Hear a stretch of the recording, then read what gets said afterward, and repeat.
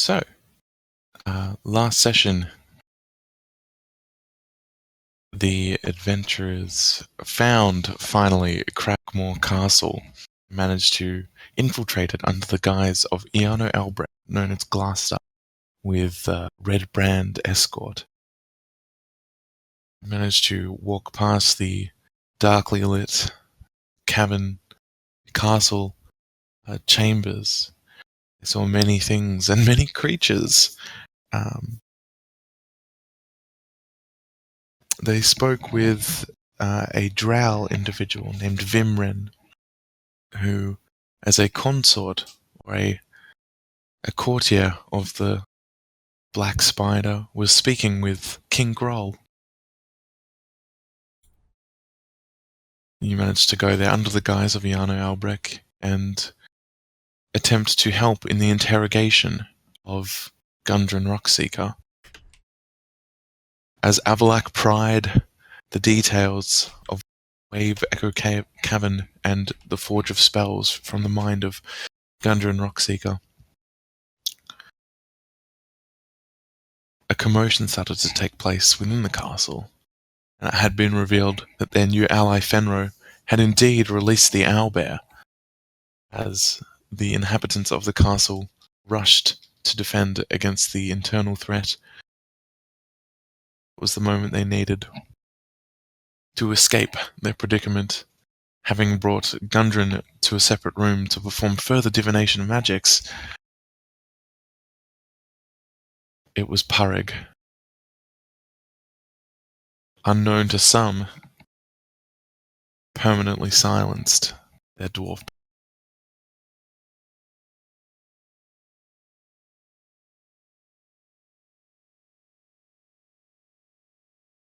As Osborne and Fenro were in charge, organizing a distraction, it is now Avalak, Tybar, and Purig who must escape the scenario, as they have already fled to the tree line.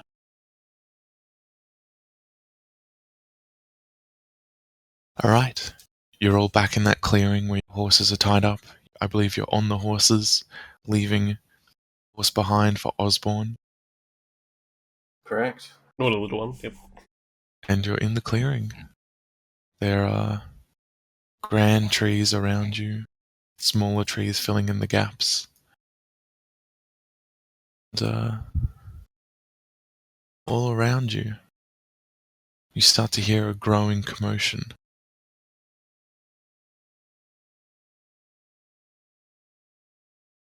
And just one other quick question. What time of day is it today? It's Right late now. It is now evening. It's not yet dark, but it is starting to get darker and darker. The sun was already diving down towards the horizon when you were entering, but you are now seeing the first streaks of orange through the sky.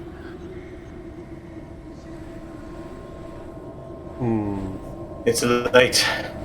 As I call out, still heavy, labored breathing from the run, from the routes of the castle infiltration, as we managed to escape. However, we're missing numbers of our crew, numbers of our band here. Osborne, no sign of him. As I stand there, standing upright in my saddle, still hesitantly trying to keep out of sight of anything other than Osborne, other than our final unconfirmed companion, the halfling. Do you see him, Avalak? As I'm still, was it riding ahead, or was it still clutching with my sword since the attack was wrought to me earlier? No, he still hasn't returned. Damn it. We ride. Let's ride now. He knows where we're going to meet up afterwards. We'll leave the horse here. Let's go. I'm going to start galloping. Oh, not galloping, but like at a good pace, faster than a trot, definitely. Still weary, but definitely at this stage trying to put as much distance away from us and that horrid monster-infested place and I'll ask our talented game master, DM, sorry, dungeon master, if we would like to go in with character descriptions. Actually, but at this point, we know him so well. I mean, I might have some extra details. Just describe what situation your character is, what it's. Okay. Okay.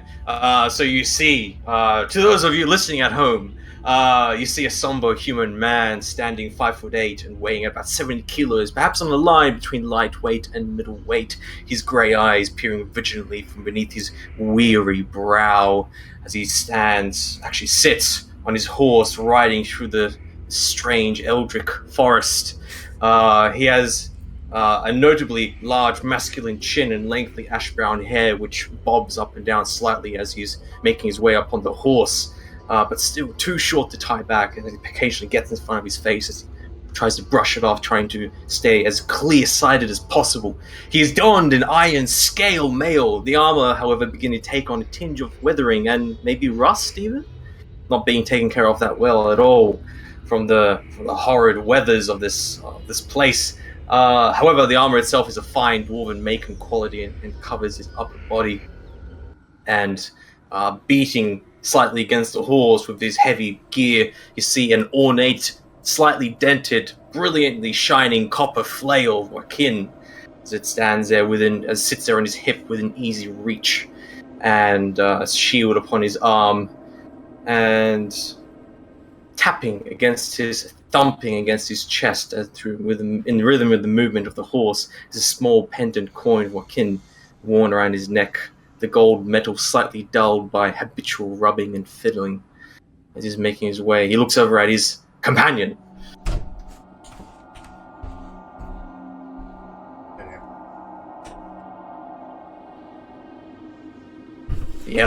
The eldritch elf Avalok. As he was distracted by pressing matters, not concerned with his realm alone.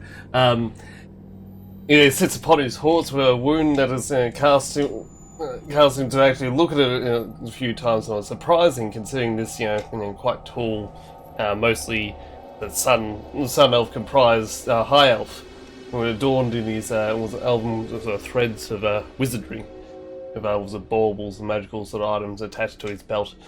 And his usual sort of stern face, still quite stern as is with his grey, gleaming eyes, but elements of concern, maybe even sweat. You're not too sure. Maybe it's just the light was gleaming down from the apparent moon that might be about. But still, they're looking about, making sure everything is what it seems and not what it isn't. So, yeah. And sorry, I realised my mic doesn't. And trailing along with you is Purig, your loyal mercenary and bodyguard who has been contracted. Is trailing along again, his horse, but also with his loyalty and chicken in cart. He's a rough-looking bloke. He has tousled brown hair, a weathered face and weathered arms. He rides behind you, also grim expression on his face, very focused on the task at hand. I look back at the cart, and it's traveling through the forest. No doubt it is a little bit in fear of damaging the cart and having to have a damaged wheel. I hold up and slightly pull on the reins of my horse, saying, "Oh, well, just perhaps slow down for a little bit." This is after maybe 10 minutes of riding. Slow down for a little bit so we can let the cart keep up with us. I don't want to deal with a broken wheel in the middle of these woods. I believe we should be okay. Right. If we just keep at a pace. I didn't think of that. No, good thinking. All right, we'll see that little bit of wizard on the side of the road just ahead. We'll get to that. Yes. Okay, in which direction have you been travelling in? Due south is my intention. However, I can roll outdoorsman. Oh, sorry. You guys roll survival. Yeah. I mean, granted, roll initially from this location with advantage. Oh, okay, cool. Just because you came this way, and you would have. Oh, fuck yeah. Yeah. Yeah. And that's like a +1 or 2 or something, so like 21. Yeah. Maybe I'll walk You've- for a minute. You're on the just- beat of the way you came. Yeah. In fact, you Just- even recognize your own tracks. Yeah. Oh, of course. I guess so because we pulled a car through here, and the car. Yeah. Gonna The make car some- will have a some- launch from. Yeah. Good. We're on the right track. I see the trails of the wheels we came in through, and I kind of like I hear the gears turning in my head as I kind of realize something. Overlock. We are going to be easily followed. If we're making along this trail both ways with a cart, I believe. Let's keep moving. Yeah, we'll have to continue moving. We don't have time to cover our tracks or whatever, but we have speed and No. advantage, and I'm pretty sure that Albert will be able to deal with any remaining Hopefully. enemies. Hopefully. I hope the owlbear feasts on its guts and splatters them against the walls of that foul place. Especially that. Ugh. Enough. We'll speak of it later. We'll speak of it later. I apologize. As I'm looking around, still a little bit calming down now, but I'm still scanning, trying to see any signs of Osborne. With any luck, perhaps. However, the trail should at least make it obvious to Osborne even where we're headed. If he made out alive. Damn it! Damn it! Another Don't one think we of that. lost. And while you do stop for this little time to check in, have a moment to check direction, exchange words, decide on what to do about the cart, you hear faint voices in the distance, in a clearing. Go ahead and roll perception. Okay. You hear some voices on the wind. Looks like 2, so 15. Okay. Mhm. Um, And that is total of. Sorry. 13.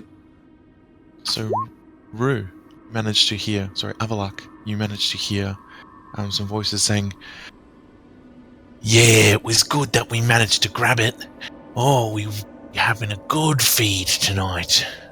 We better bring it straight to Ixchel. He'll cook it straight up for us, not share it with the goblin filth. Little shits." Here seemed to be 2 or 3 little voices coming your way, and And quickly was it turned to the camera? Quick! as you to the look off in side. the distance, you see a group of 3 hobgoblins now emerging, heading towards you, as if they were perhaps returning from a hunting trip. And over the shoulders of one of them, you see a small wild pig. Do I see any of this or hear any of this?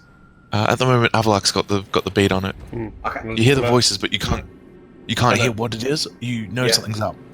And I just Yeah, say, yeah, good. Others, to the side, quick. All right. Okay. Okay. So I. So I'm trying they to continue to come, and as you dart off, they still continue. Given the time it would take to move horses and a cart and everything, they managed to notice some horses. They say, "Oi, what's that?" You guys go ahead and roll stealth. Okay. Oh, Disadvantage. Yeah. Do you have, you've got That's armor a- that puts you at disadvantage? That's correct. So scale mail. That's a total of 5 for me. I've rolled nat 20 for Purig as well. That's right. I got me a 21, I think. Okay. All right. So what happens is I actually don't hear you, like when you say stop, but like Horrigan, you're holding a hand up. However, I just go straight forward, oblivious because I don't really hear anything, and then go ahead. Purig and Avalok absolutely disappear. They dart behind opposing trees, kind of like slunk down with a bit of practice and grace. Very, very invisible. As now approaching towards you, you see these 3 hobgoblins now approaching you, Tiber. Okay. They say, "Oi, I look at them with shock and horror. And they And I pull look to this- my sides. Like, where's my companion? You s- What? you see one of them. You see two of them knock bows, and one of them approach with a long sword, now swinging it in its arm. This hobgoblin is got a brown color to it. It stands taller and bulkier than a normal goblin, and is quite formidable looking. It seems to have some kind of training about it, and says, "Huh, who are you? Give us all your coin." And starts saying, "What are you doing in all these woods?" says the one up back. Travelers. Traveling. I look flustered. Like, I don't know what to say. This thing is coming. What language is it speaking to me? Is it speaking common? It's Or... speaking common. Speaking common. Okay. All right. I quickly, I turn my horse slightly towards them, just slightly, just if I can. Are you on it still? I am still on my horse. Yep. Yes. Yep. I am absolutely on my horse. And I say, in undercommon, actually no, in goblin. I can speak common. Yeah, in goblin. All right. Yeah. In goblin, I speak to them. Peace, hunters. I have no quarrel with thee. I am simply traveling through the woods on message from Black Spider. Go ahead and roll say- persuasion. There you go. Oh, Okay. oh. So that 20 plus 5.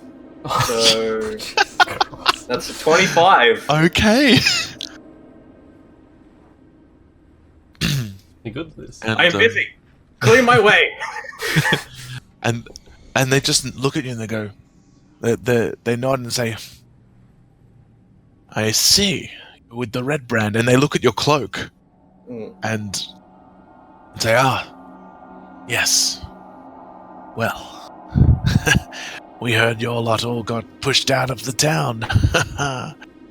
Well, it's good to see that things haven't stopped completely. Definitely not. A minor setback, but we will come upon them. Those foul Phandalin villagers. Perhaps you, my goblin brethren, will come with me to raid and pillage, as we want, as we will, and we justly shall. He just says, yeah, spits on the ground and starts to walk away. As you guys hear like the sound of Tiber screaming and like "Gottskrok dik dak, like, you know, kind of like really really foul language similar to German. and yeah, and then that's it. You know, saying it's a bit of commotion, but that's it. As I wait there, jump off my horse, watch him leave, and I tend to my horse like as if I'm like, you know, brushing it, just staying there. And as you hear them leave, you hear them in the say, "I was saying, Ixchal's on our side. If the goblins try anything, we'll straight up fuck them." As you would, as you will. No, they're saying kind of to themselves like, in the distance okay. as they leave. Yeah. Like- Okay.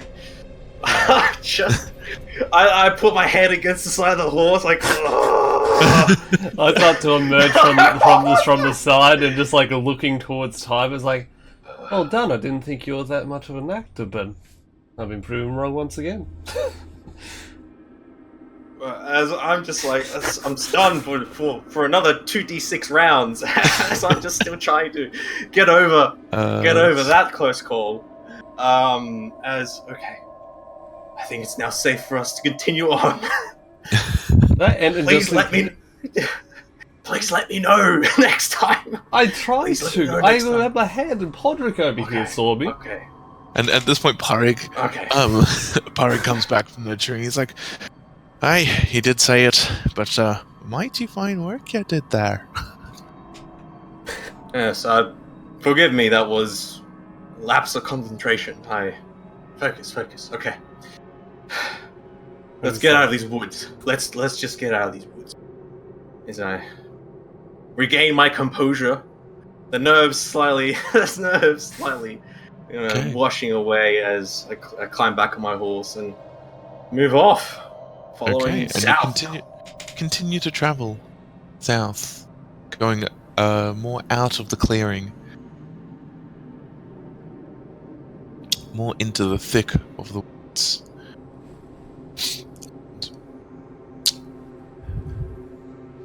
Further and further in, the trees start to encircle you. There's no longer any road.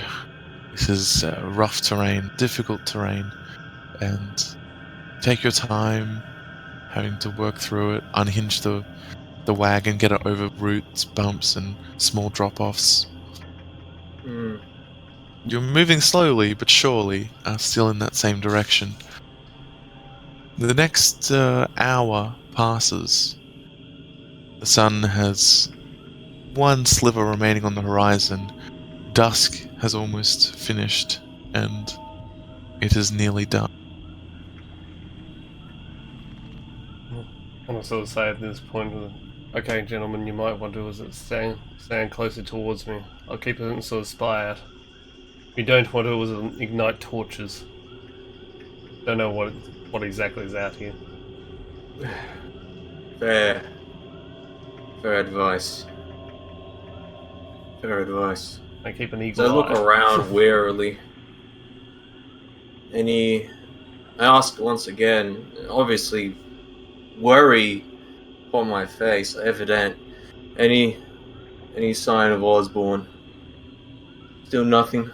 I sort of stop for a second. At this point, considering that if it returns, it'll be a miracle in the eyes of a few. We need to keep going. Can't help but feel responsible for that. Damn it. We'll deal with this situation as soon as we're out of here.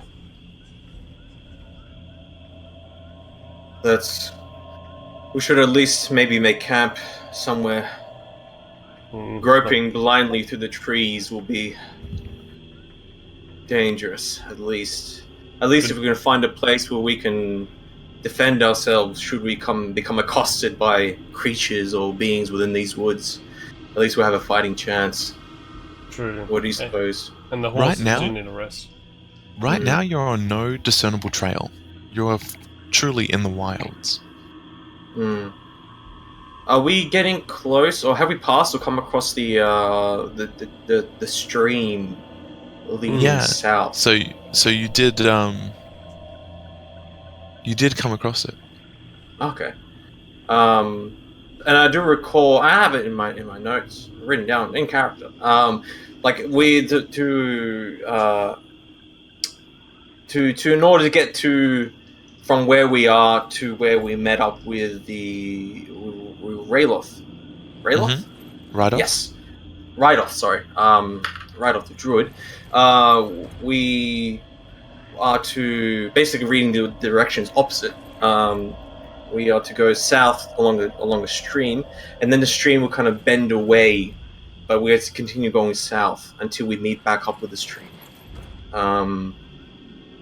So I suppose are we in the middle of the point, because we're just heading completely south as best of our ability. Are we kind of in the middle between the points where the stream kind of veers off and comes back? You're in that middle bit, because from what I recall, actually no, I think there was a 3 hour travel. Yeah. I think there was a long travel. Yeah. I think it was to the stream though. Okay. So I suppose you just ask if we're close to a stream now. You've now just met back up with the stream. Okay, cool. Yeah. Just where it rejoins. There it is. So you know you're still on your south bearing, roughly. Yeah. I look at it with relief, wash or relief upon me. We should make camp here. Wait, have a look. Wasn't it here around this region we heard those roars from within the forest? Those owlbears. Oh dear. That's true. Well, I believe it was still further down the stream though, maybe half an hour's ride. Do you know anything about owlbears? Do you know if they hunt at night or during the day? I do not recall. My knowledge on such beasts is evidently lacking. I'll do my roll of what would my roll be? Probably. I'll just go straight up intelligence. Intelligence, yeah, fair enough. Let's have a look. Them D20s, man! And 23, motherfucker. What? 23, Them Is it a motherfucker. 20? Yep. He rolled up 20! I know well bits. Divination wizards, they know too much. What? Okay. That's what they sound like. So what do I know exactly, Tess? They are not usually nocturnal. Obviously, if there's a reason the owlbear is up at night, it'll get up and around. They'll usually just hunt based on what the prey is. As there are a fair few night creatures in the forest, could deduct that perhaps they may be. Usually more likely they'd be around during the day and keep normal daylight hours. You know that they do not have the ability to see in darkness. You presume they are better hunters in the. That's Fanatism was it tender as a type, but it's like, no. Those owlbears have been quite off to their dreamland at the moment. I think other They things. hunt. A hunted day. I think we'll be okay. Good to hear. I'm impressed by your knowledge upon them, about these creatures, definitely. It is interesting how reading or passing knowledge of sheer monstrous creatures can at least aid in traversing through lands. I suppose there's a difference between those who survive and pass on their knowledge and those who simply don't. Are eaten, or worse. Eaten and dead and lost and forgotten, these are what these people are. And Yes, yeah. what you need to Similar to those, yeah. Go ahead. No, simply it. Simply it, time. Simply it. Similar to that camp we came across in our travels before we came across Rydoth and Fenro. The butchered. I don't know what they were. There's people, you recall. And there's tents. Foolish and inept by my standards. Yes. Well, I suppose by the standards of survival and nature, definitely. They are not with us no longer. Now my trails back to Rydoth, seeing his corpse mangled and torn to shreds before the owlbear and the chaos of that castle and the disappearance, the spot where Osborne would be, but no longer. It looks So there I think Purig was the only one that saw that. Oh, he was the only one saw it? Okay. No, he told you though, didn't he? Yeah, when he met, sorry, I'm pretty my sure when bad. he met up. Okay. Yeah. Oh, Yeah. that's right. That's right, Yeah. yeah. Still. Alright, so forget that last part about seeing it. But like, yeah. You recounted Imagining from the podcast. horror. Yeah, the horrible state. What anything would be if he encountered an owlbear. And I sort of get your Nice. attention once again. It's like, what? We best make camp now. I shall scout the perimeter. Yes.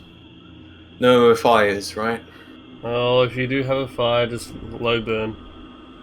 Embers if possible. Yes. Good And plan. this- Oh, try and...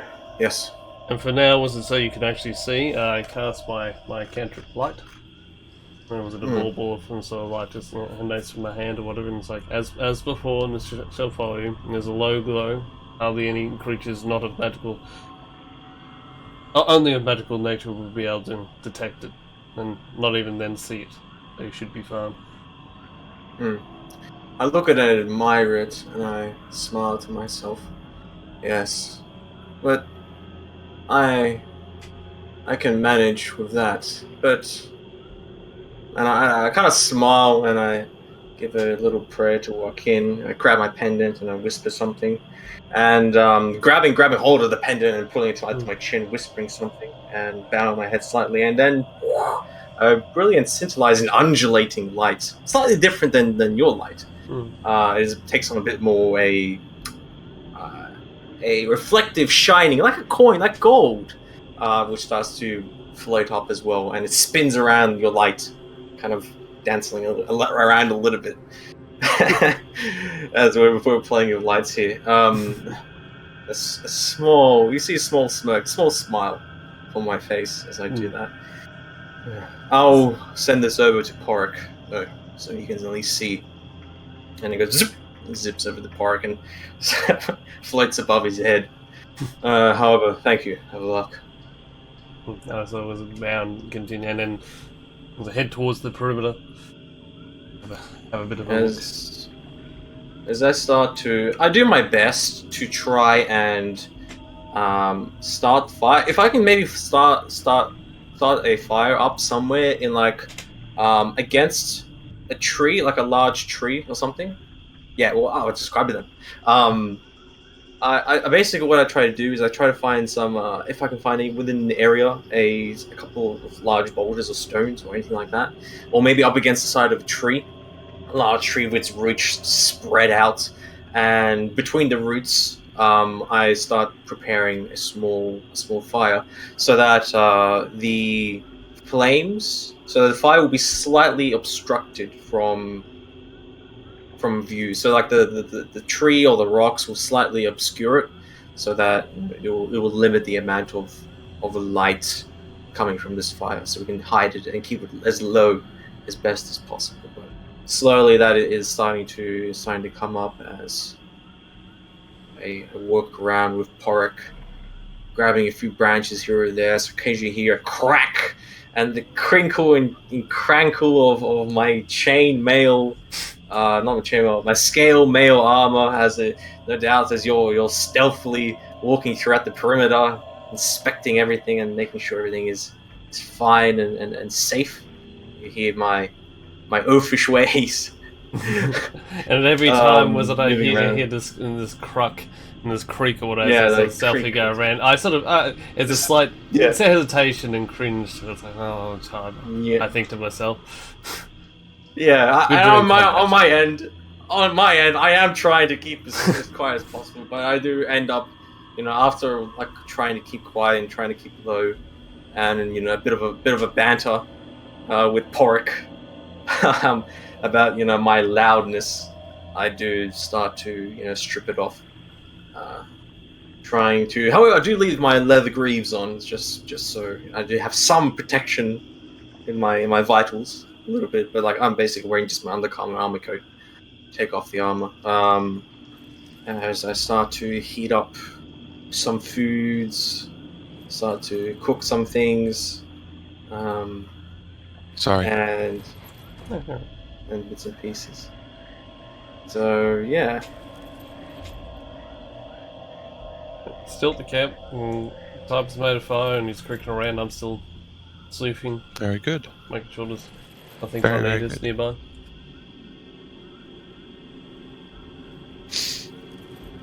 Okay, so you've been riding for about an hour and a half away from the Cragmore Castle. And you've made camp, more or less. There was a small fire. cooking some potatoes. Very good. Yes. As rest up. As soon as Avalok gets back, I like to maybe speak with him about something.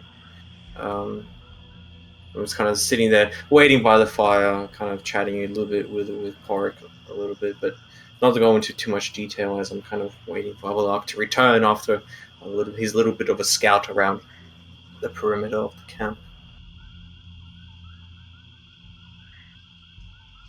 Yeah, that's the thing. Can I? Well, while I'm sort of skulking around or whatever, can I do a quick perception check or something? Yeah, go ahead and roll. Like, cool. Man. I love my rolls today. This D20, man. This It's almost oven. Your RNG has waited. That's how it is. A 21. So, You peer out in the distance with your elven sight, peering through the night, the early darkness of the evening, and you look out and you don't detect any movement or sound within your immediate presence. It seems clear. Skulk. I resolved myself to being clear, and I was returned towards the camp, stealthing quickly as possible. Mm. Find me deep in thought, and in fact, you surprised me as you appeared out of nowhere. Just right behind you, just. Uh, Oh, and I just say, Tiber, seems like you got everything ready. oh, yes. Add me for a second. Yes. We're all good here, right? There's nothing around here that can cause us worry. No, I didn't sense anything, I didn't see anything. I'm sure it'll be fine for the night. Yeah. I Good was to hear. surprised. Yes, I'm just cooking a few things here so we can get some of our strength back. And as you notice, I'm starting to look a little bit more gaunt than you've been with me for a little while. It's kind of hard to notice because you see so much of me nearly every day. I feel sorry for you. I'm starting to like my clothing is starting to get a little bit baggy. I'm losing weight definitely. Perhaps there's a little bit more muscle definition, just a little bit. It looks like I am at least exercising. At least a lot more than I was before. Definitely carrying around this heavy armor. But I'm sitting there. My scale mail is off. It's put to the side. I'm just wearing the armor garment, the undergarment of it. As just sit there and poke the fire, tend to the fire slightly. Wait for you to sit down and still. I'll situate myself next to the fire, just seeing myself down, just make myself as comfortable as possible. Maybe using the back of my cloak to give me some kind of cushioning. I'm leaning against the side of a root tree we're next to. Still no sign of Osborne then. No sign of Osborne as I have my eyes sort of closed, just thinking, but still, completely aware. Kind of pull my head forward and just rub my forehead a little bit. That was a tragedy. That entire thing, it was a mistake. It led us into danger and we lost 2 of our company. 3 even with Gundren. We were unable to save him. Everyone who I was a fool. That. No, Tiber. Everyone within that knew exactly the dangers they had. The people that died and the people that apparently lost or whatever. No one went there unwillingly. No. But I still must take some responsibility for that failure.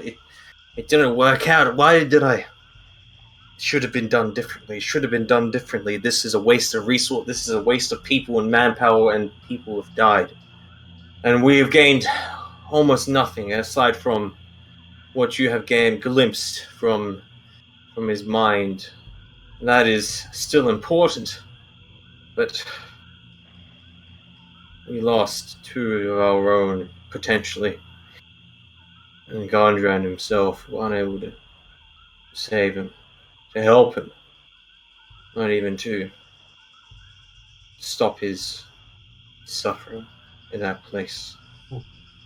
No matter what we do within this life or lives, we can't predict everything. All plans lay siege to the unwants the confused, the stupid, the brave, the forwitting. It does not matter. Things happen because they happen. But it was still I who insisted and led us into an expedition into a castle. 5 strong. We left off 3 strong, 3 men. Managed to recover 1 of ours. But still, just 5. 5 against a garrison or a castle, and whatever horrors that you saw that lurked within. Which, by the way, are you How are you feeling? How are you doing with the I saw the tendrils of that thing slap against you. I felt it as it hit me, but thankfully it did not pierce my armor. Are you fine? It's manageable. I'm trying not to think about it too much. I'll wait until later before I completely mend it. It won't be a detriment, I assure you. It is unacceptable that I know so little about mending, about the ways of a barber, of a doctor, of someone who knows how to aid others. I feel useless in this. I think, Tiber, we have Definitely a succeeded wonderful in our language. mission as best as we could. We have Gundren's dead. Gundren is dead, but we attained the information that we both truly, actually, really required. Yes. And when it comes You down are to right. it, it's more than a couple of lives, this thing. Obviously, people were willing to lay down their lives, whether they knew it or not. So, as I'm now that you've mentioned about the wound itself and everything starting to sort of settle down with my body, was it pain starting to sort of set in.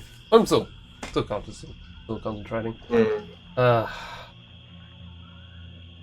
You speak truth, you speak wisdom, but still, I cannot help but feel at loss for what we have lost. We have paid a heavy toll, a heavy, heavy toll for this. I just pray that it's worth it. We And make it to and the knowledge that, and I kind of cut you off there as I get a little bit agitated as I sprinkle as we, and with the knowledge of the fact that those creatures, those beasts, oh, I pray to Akin that owlbear dispensed is eating their flesh right now and is devouring their bones and crushing out their eyes, especially that foul one, the robed one, the necromancer. What a foul, sickening thing. My only regret is that I did not shove my torch down its throat and burn its insides, dedicated to the fires. Such a foul, disgusting, despicable consorter with. It's very lucky that thing, well, that necromancer didn't turn his eyes upon you and recognize you of, gleaming powers from heavens above, because he was stronger than he seemed. I could sense it.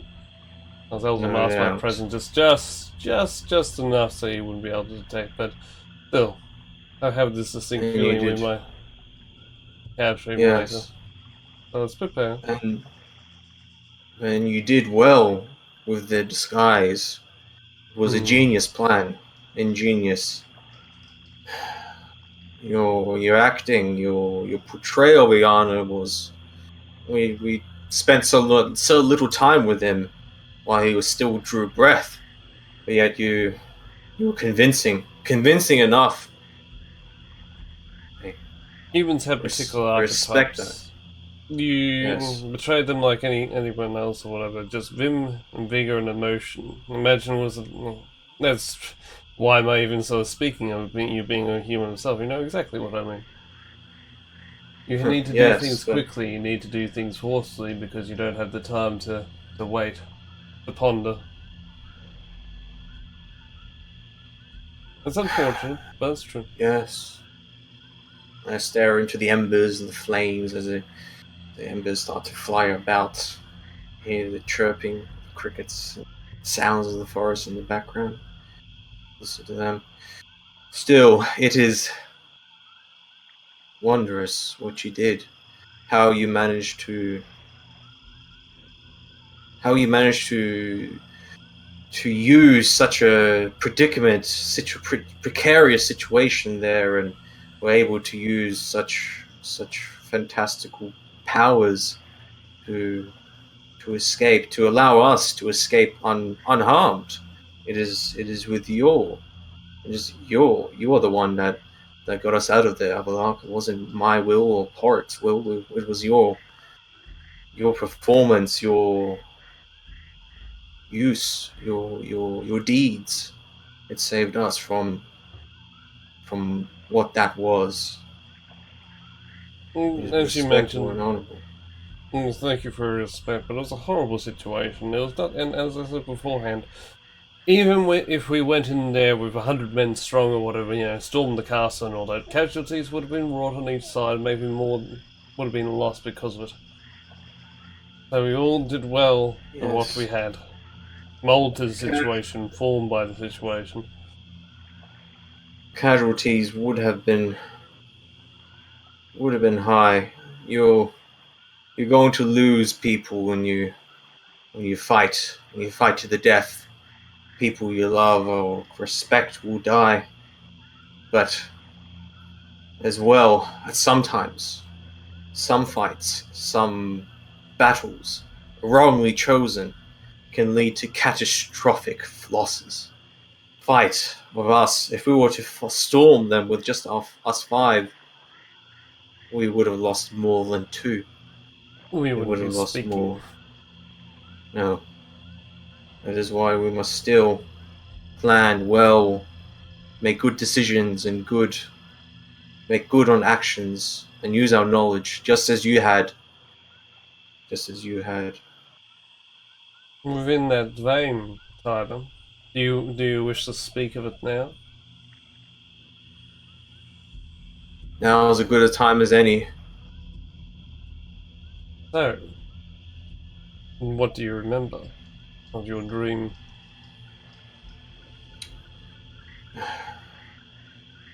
I sit there for a brief pause, leaning back slightly, then my eyes glancing down the flames. I recall the voice of a woman,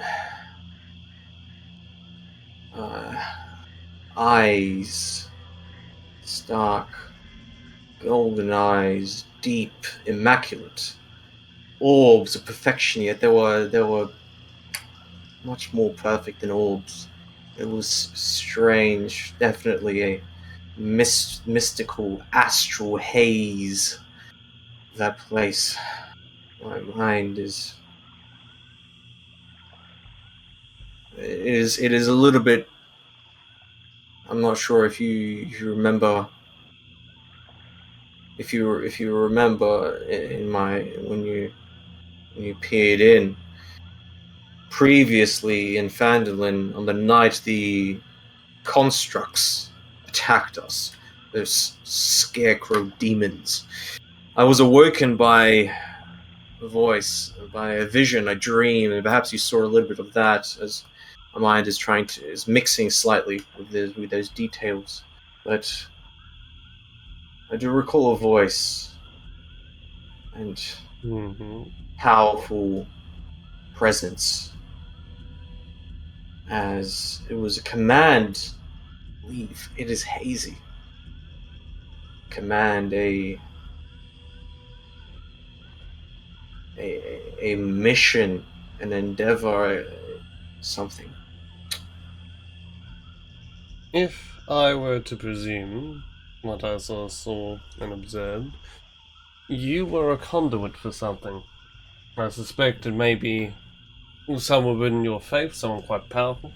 Your head of your particular faith, maybe. I'm not too sure. Mm-hmm. But the distinct thing I heard from her were orders to keep you alive and to help you. Now, then I was going to do this anyway with the kindness and generosity in my heart, but I'm very disturbed at the fact something so powerful was able to pinpoint itself so quickly upon man of faith. It makes sense. And well, And you do recall, Rue, that you were actually spoken to when you peered into the mind of Tiber, and that you heard the voice of someone called Lady Ashra, Ashra, that's the one I was wrong. and said that if you can, to please help this Wakana cleric, Tiber Gracie. And Tiber, having experienced the echo of that, and hearing that voice of of Lady Ashra, who he has heard of as a prophet of his temple. He had a vivid vision where he was standing on the outskirts of Phandalin with the grassland all out before him. He had vivid imagery come to him that invaded his mind, violent but also seemingly welcome at the same time. Very difficult to place. He saw the grasslands stretching out before him, with flames licking out from the different landscapes in the surrounding countryside. The sky crackled with green and grey flashes of lightning and energy. Backdrop of this vision had been darkened and dulled. At his feet, the grass shimmered silver and gold, and it flickered with green. But looking out to the woods, there was a blackness, a foulness, a stench upon the horizon that seemed to plague the colours and the imagery. His hand was suddenly gripped, and his attention forcefully shifted to a woman, a beautiful woman, that was standing right beside him, who had grabbed his hand. She had golden hair and was cloaked in beautiful silks and was beautifully adorned. As he peered out, he saw more and more. As the land rushed out to meet him, he saw the flickering colours of the foulness, and these different energies crackled throughout the land, the clashing of interests, the clashing of energies and forces beyond this plane. His chest was tightened, and as he saw, he was paralysed and unable to move.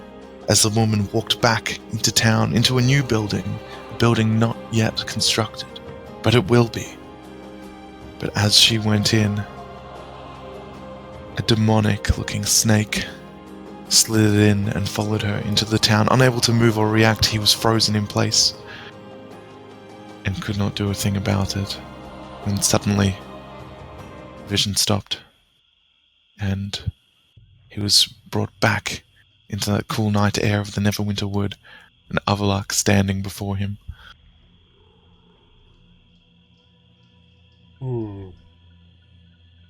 This is what I remember. Also an endowment towards that too. There was a structure and a gate, something you fortified within your mind. I attempted to peer into it. Do you know what I got from it? My eyes turn from the fires and look at your eyes.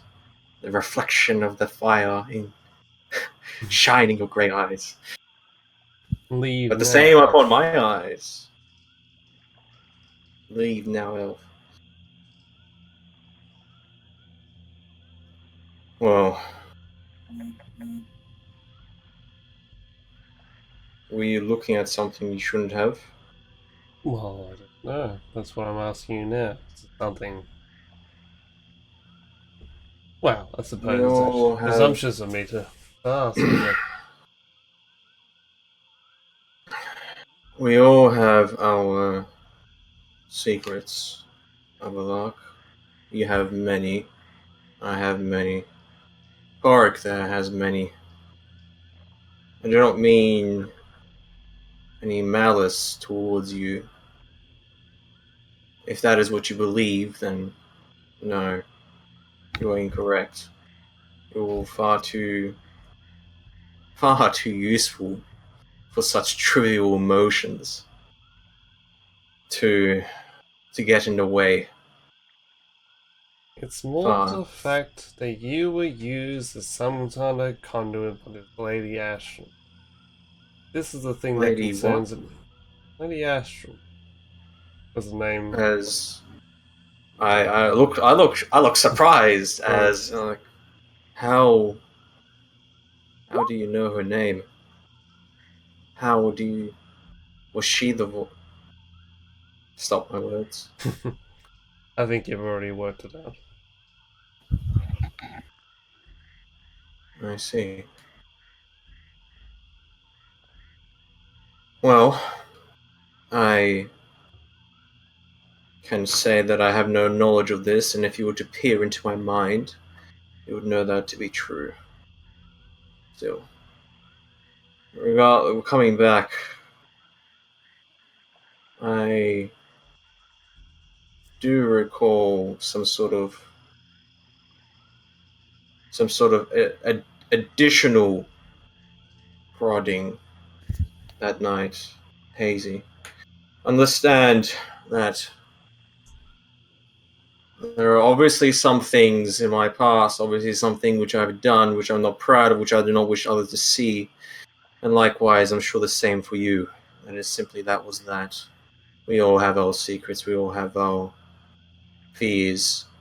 And I try to keep my fears locked away as deep as possible. As you wish, Tyler. That only makes sense. I only meant to pry because it was allowed within your mind. I was trying to get the best information I possibly could of the said situation. Or maybe I did pry too far. I nod. I do nod at the thing you said beforehand. Yeah. I do nod at that. Maybe I did pry too far. It's not like I gave you. It's not like I was specific. It is fine. Nonetheless, it is amazing that you're still, as I've said many a time, that you were contacted by such a spirit. And in going within its wishes itself, I think I will make sure to assist you as best as possible to whatever your goals may be, if they're intertwined or not. Yes. However, I look a little bit. That's just a tad bit. Like pain in my face, just sort of like. Yes, but I do not wish to presume that you care for me out of some sort of command from someone. I know, you're correct. do not wish to it's not care, impose Tyler. that upon yourself. I will be blunt and straight with this. It's not care as an interest into why and further knowledge. You as a person, I don't think had strength. Maybe the body fell said strength and all that, but I did sense that before there was the prying, after the prying. So think of it as an interest, and this is a good thing. And dramatic pause. Speaking of interest, I've been troubled in my mind and my heart about various things, and recently with what we have encountered and traveling with you, I have grown to realize and accept the fact that there is much mystery and much knowledge in this world, but also much in the way of power and just so much that we do not understand and know.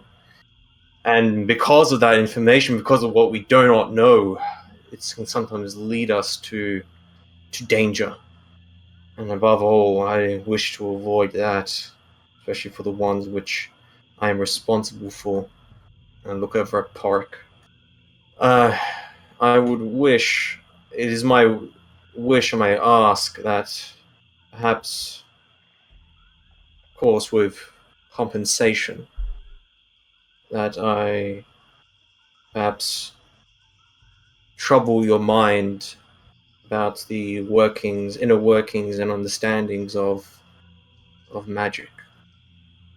I wish to learn and understand it much more intimately than I have up to this point. A cleric asking for the mathematical formulas of life. Well, I suppose we've had more interesting things.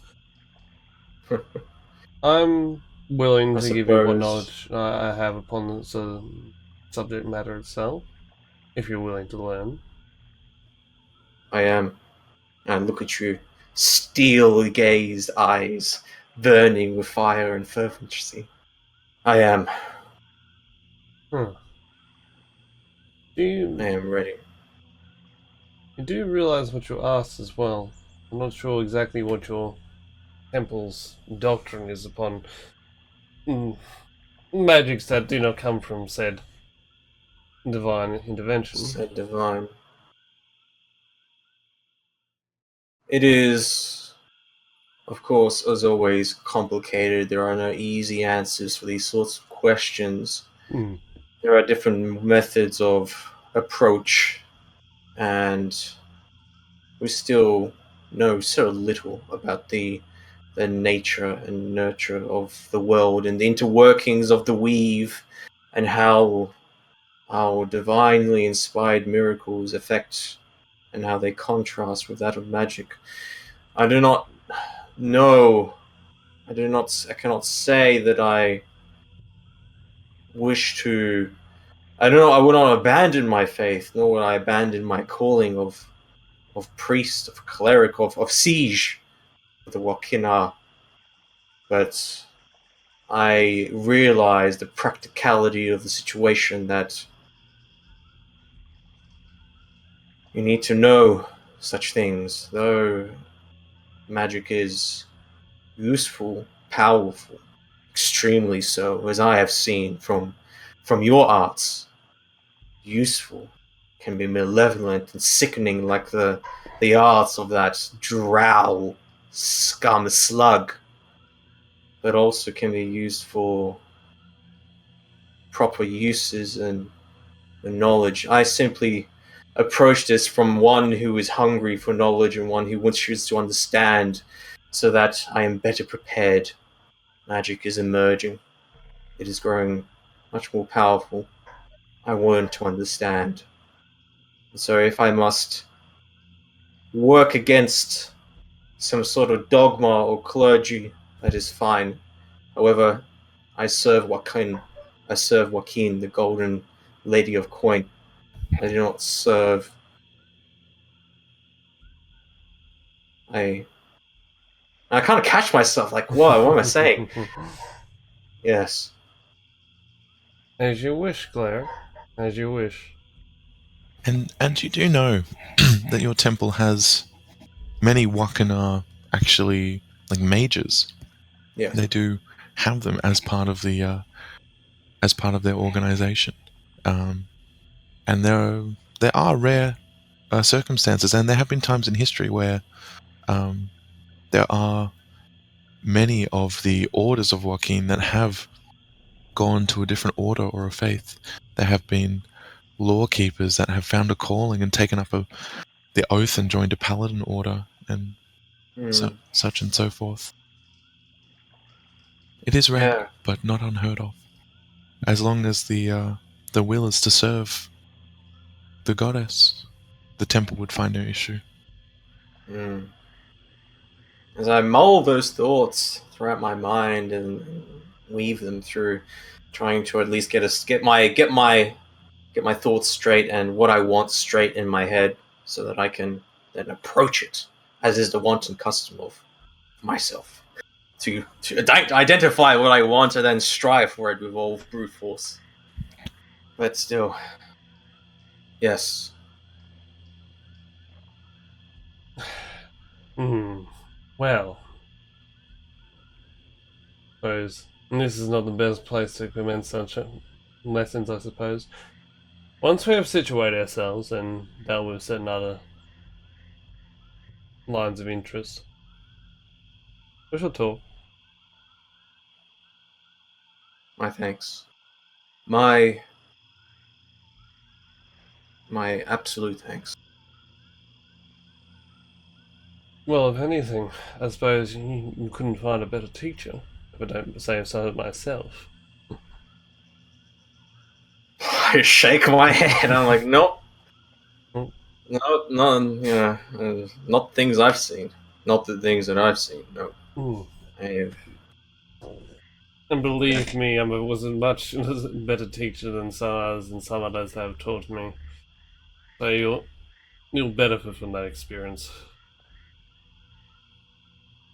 I nod my head. Mm-hmm.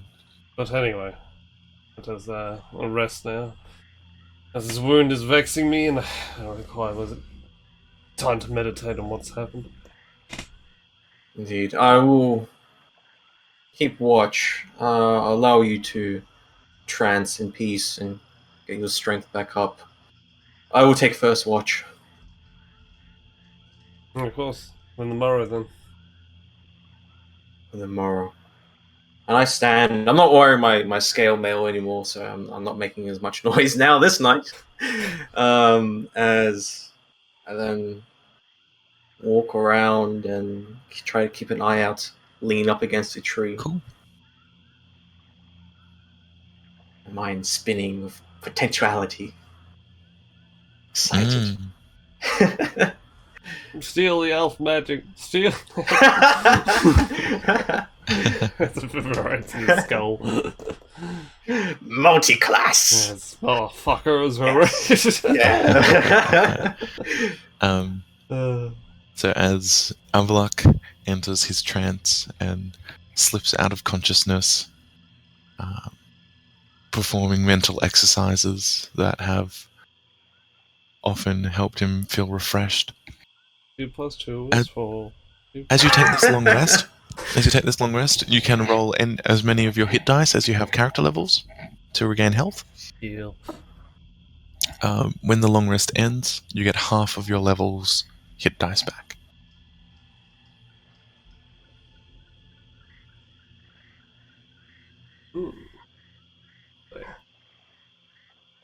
Tiber, while you're out there watching the happenings of the woods, you're watching out, and it seems to pass by quite quietly. No detectable strangeness or things lurking. In my moment of solitude, I do take some time to reflect upon at least, the people and the people I think I believe are dead. Like I still have a hope for Osborne, as no one here saw his death, but Fenro and Gondran. I do take a moment to kneel down and write, do some writing in the dirt in similar fashion to what Osborne would write on with the blood, the strange morbid tradition he has of writing, symbols on the bodies of the blood. Something similar to that, but maybe with a Wakana spin to it. Okay. And I do to get two of my meager coins, gold coins, and I do sort of have like a small ritual, a small remembrance shrine thing. I do sit down and pray about that for a little bit, and at least honor them and their sacrifice. And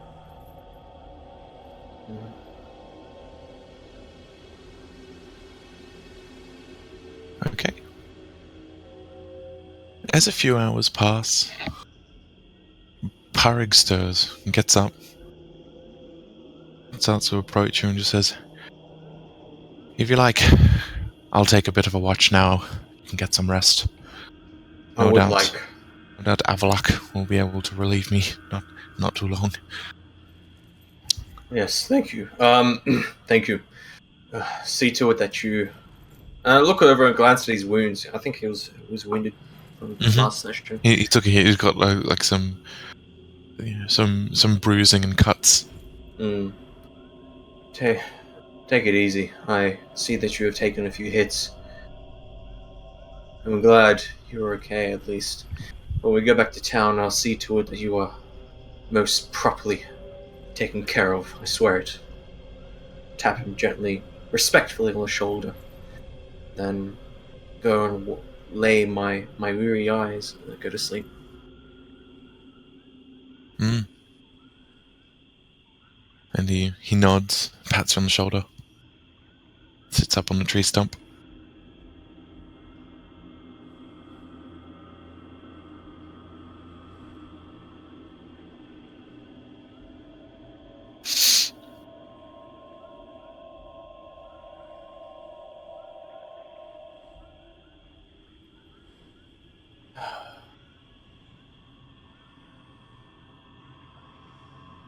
Parig's watch goes by.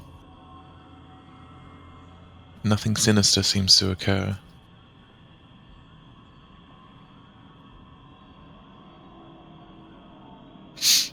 And Avalok, you stir from your meditation. You resurface. It is the middle of the night. You see Parig. He's playing with his crossbow, just kind of testing the string, making sure the mechanisms are all fine, kind of keeping himself busy while he's keeping watch at night. I walk up to him. Says, Padre, no activity? He says, "Nay." Well, if that's the case, you can fiddle with your contraption there. Was it closest to the fire? I shall take your watch from you. He nods, pats you on the shoulder, and just then tucks his crossbow away, lies back down on his bedroll near the fire, and then your watch begins. And there was a gleam around the meats, rounds, whatever, just around little bits of, more also wildlife as well, so sort of wind was gushing throughout the... Oh no, just blowing gently throughout the trees, the undergrowth, gleaming up. So is a moon around, or is it just dark? There's a decent canopy up at the moment. Alright. I see that, just wander my eyes towards the light source or whatever, adjusting some of my eyes with that, and then looking back down towards, the further sort of darkness.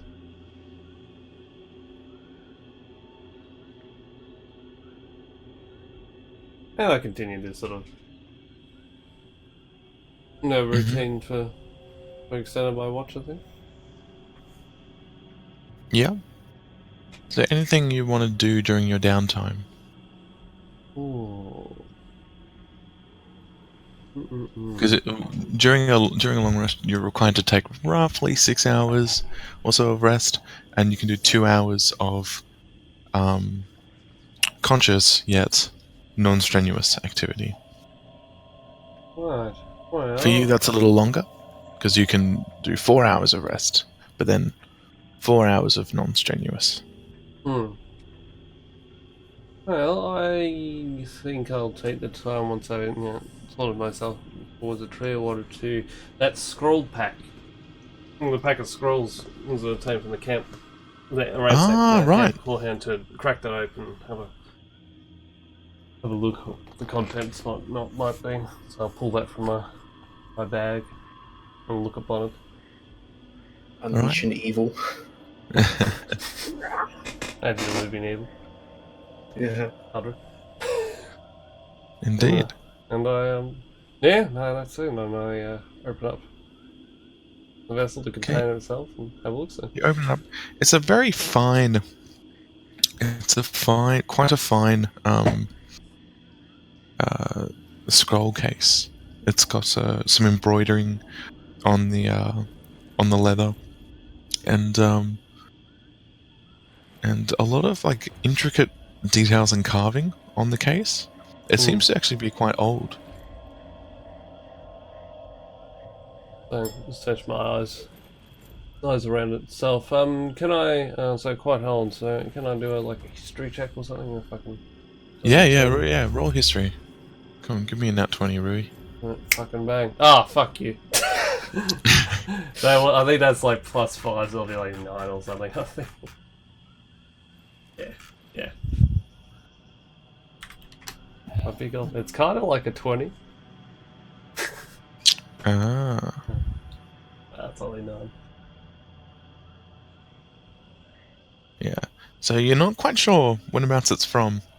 Like you can get an idea of the age, and you presume it's younger than you.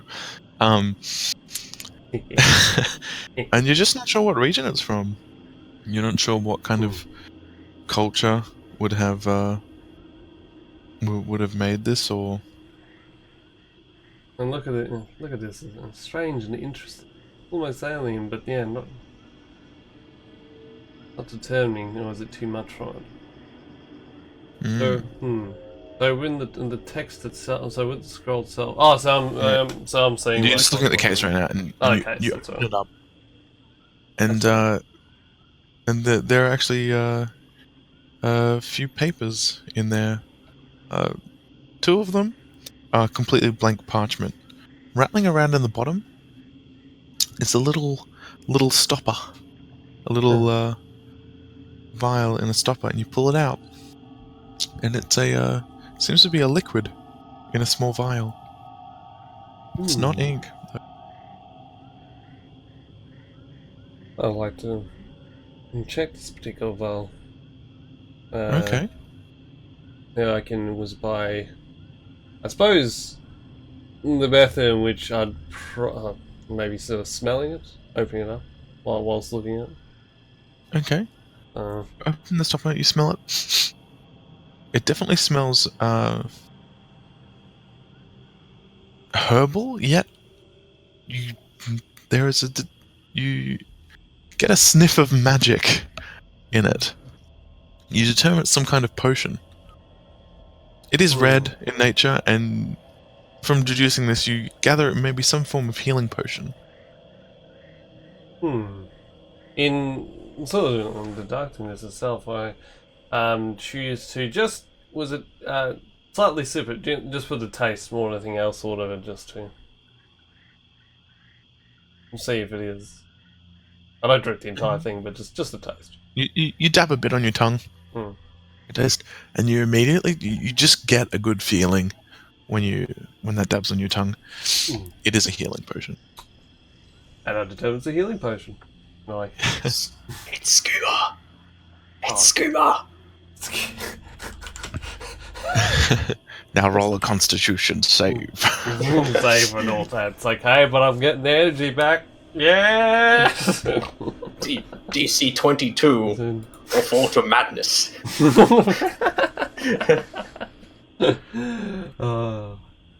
Yeah, it's actually was it the Healing Cthulhu?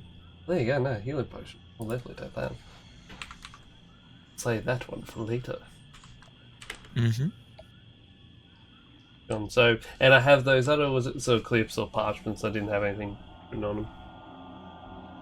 Yeah, so two of them were blank pieces of paper. But the third one is an arcane scroll. Oh, okay.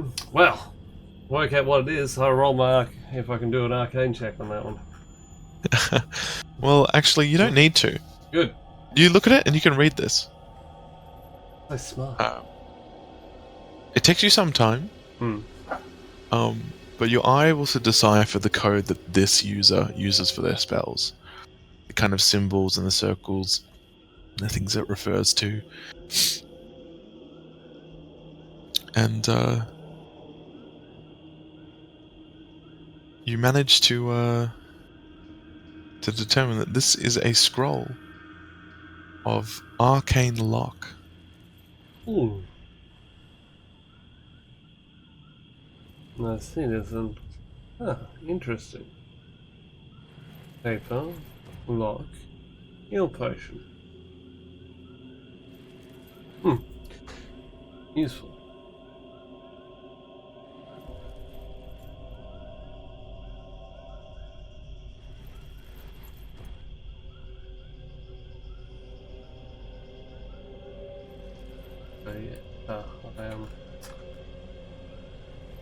Next sheet's paper. Take the Neil potent and the what's it called? Arcane lock. And scroll itself, whatever, and I want to put them back in my bags for later. Very good. And continue my watch. Very good. Okay. I think before the next day starts, do you guys mind if we take a quick break? Yeah. That's right. Yeah. Vark has strange dreams. Yeah, vivid. You see dancing polar bears fishing for cheese. Chain gangs of polar bears led through the astral deserts, whipped bodies are laced with lacerations, beatings.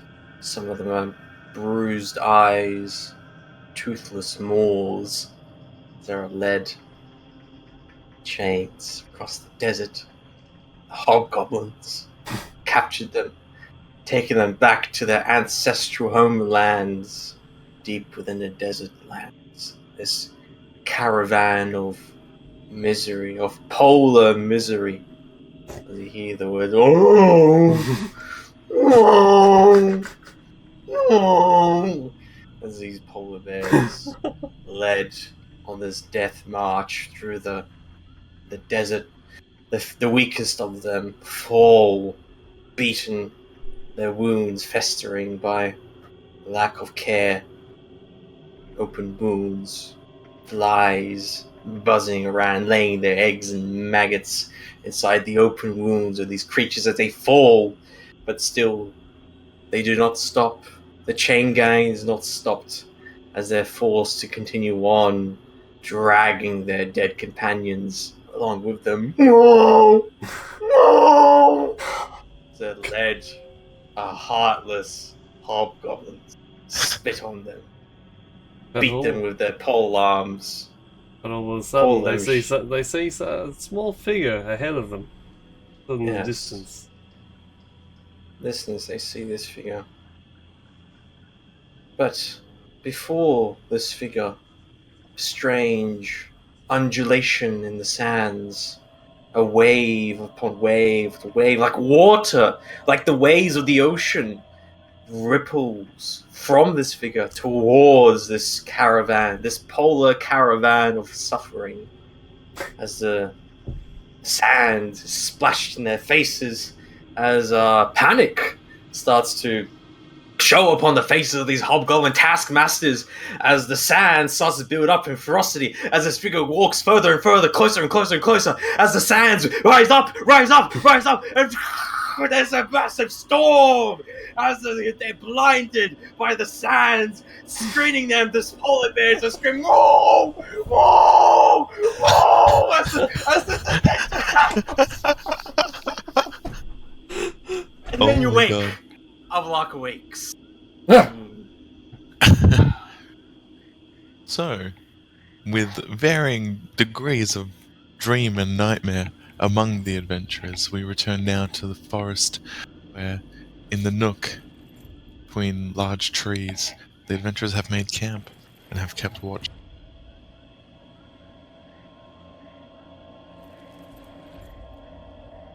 As Avalok keeps watch,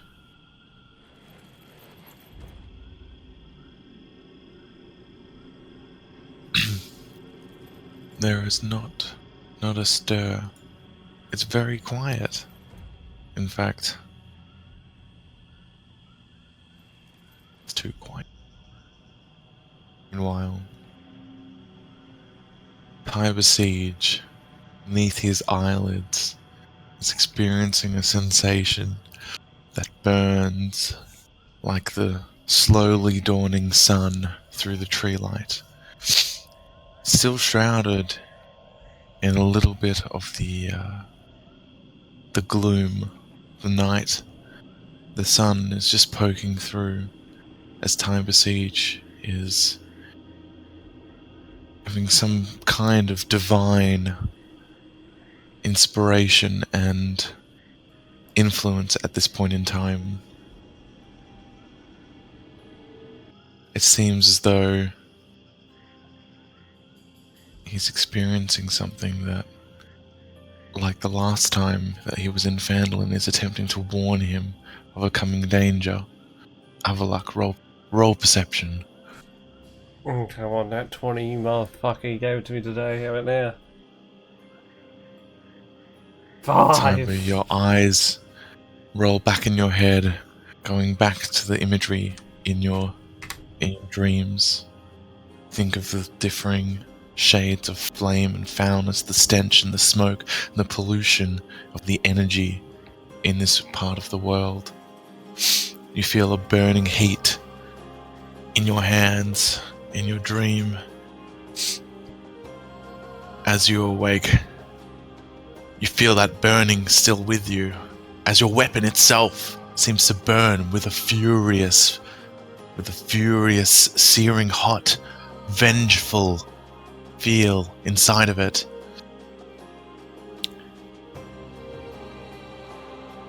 If I can act, I attempt to cast it from me. Nothing speaks to you, but this force and this burning feeling, it is not harmful to you. You feel the heat and a fire, and it fills you with the blood and the anger, and you wish to do battle, and you do not know where this threat is, when suddenly it becomes to you. Your hand is almost not your own for a moment. You reach and you pull forth your copper flail, and you unleash it forward, and for a moment, the tendrils and the barbs on the end of it actually seem to swing in slow motion, almost as if they have a will of their own. When suddenly you hear a demonic roar from the other side of the forest. You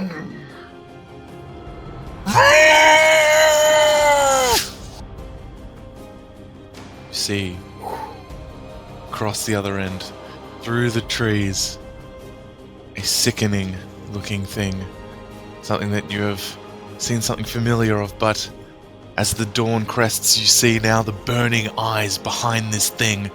It is a construct made of skeleton, made of bone, cloth, and of flame. Comes towards you. Awakens, you are ready now as well. You see it. It's approaching towards you. Everyone, roll initiative. Yeah. Ooh. Here we go. There we go. All right. I got me 13. I got me a. Oh, jeez, a 8. Okay.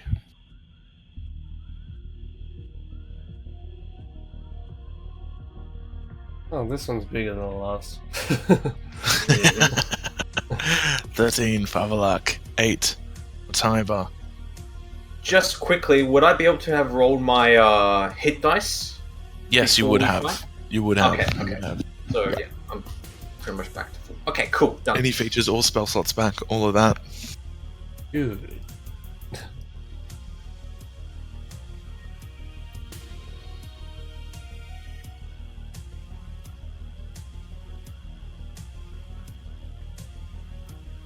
As it lumbers towards you,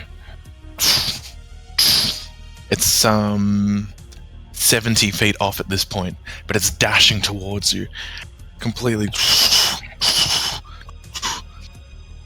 But Awakens, you're the quickest to react as you see this thing coming towards you now.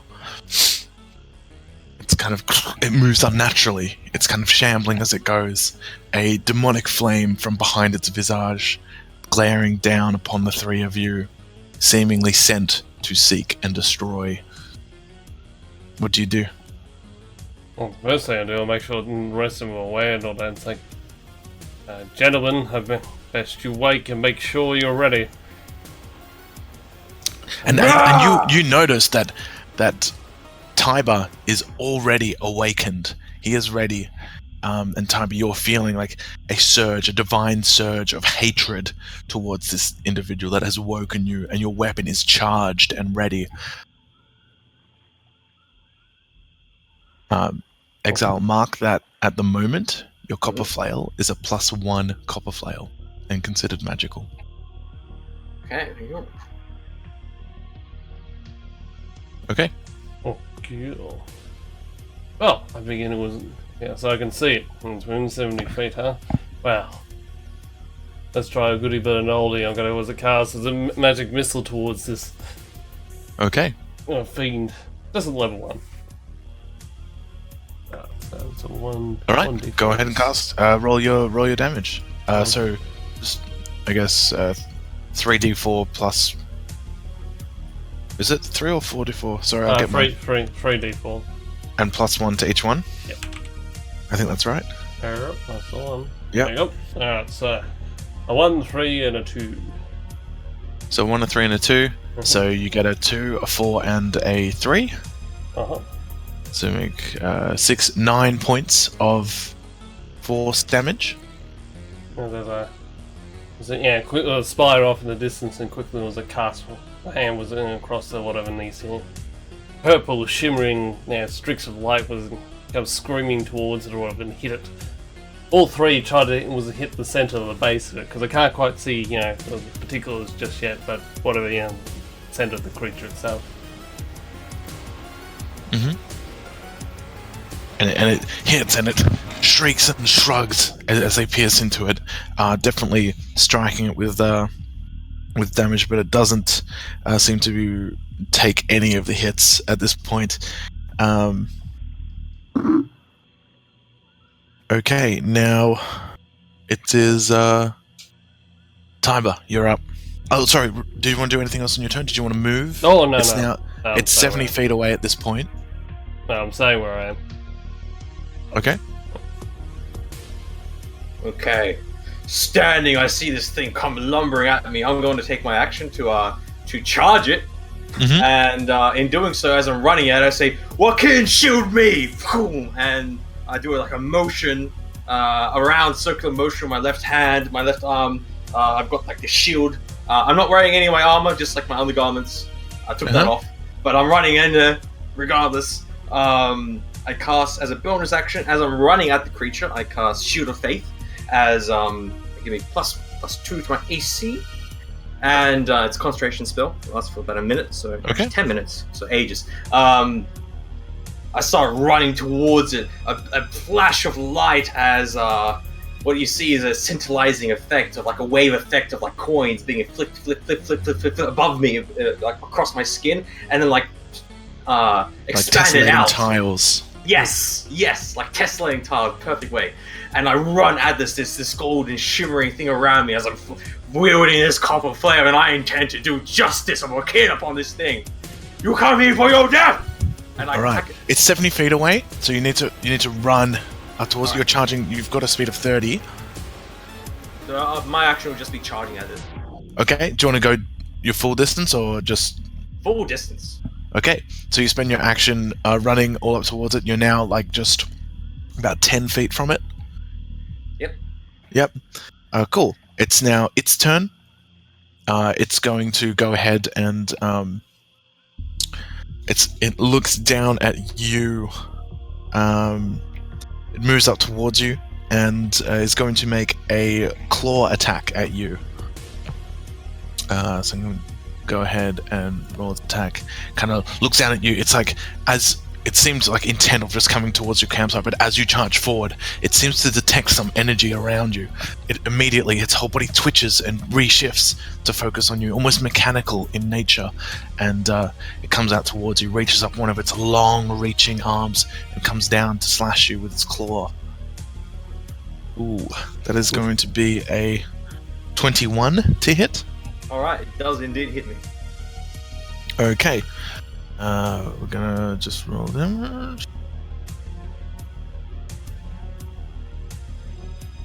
You take 8 points of slashing damage.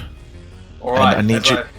Yeah, good. Yeah, as it comes down, it slashes down across you, managing to find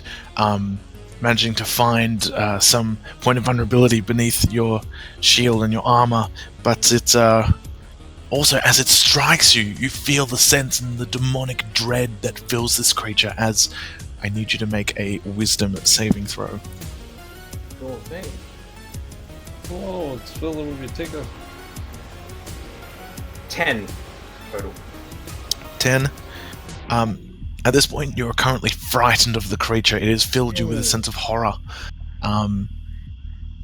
Alright. You're so unable. As it comes, yeah. You're unable to move closer toward it. Yep. However, and any attacks you make, I believe, will be at disadvantage towards it. Okay. But it's already as close as it can get to you, because it's just smacked you, so... Yeah, exactly. As I run towards it, this thing just comes at me, and for a second, the fury from my eyes just dart away. This thing comes down and slashes through the shield, almost destroying the metal-reinforced wooden wooden round shield I have, completely almost snapping in half, bits and pieces of it falling away as I'm knocked back. My arm is horribly mangled and bleeding, almost useless as I'm pushed back against a tree, and I see this horrible thing, and I start to panic. So I'm frightened. Alright, at this point, Parig has awoken and is seeing what's going on. Luckily he slept with his crossbow in hand, has bolts ready at the go, runs up, and I believe... I just need to check the range on... I'm just going to say he can fire.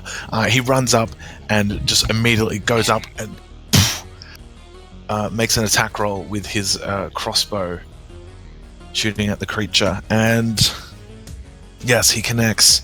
I'm gonna go ahead and roll his crossbow arrow. So he runs up and he's like, "Fucking demons and devils and..." That's a right there, bastard, you see.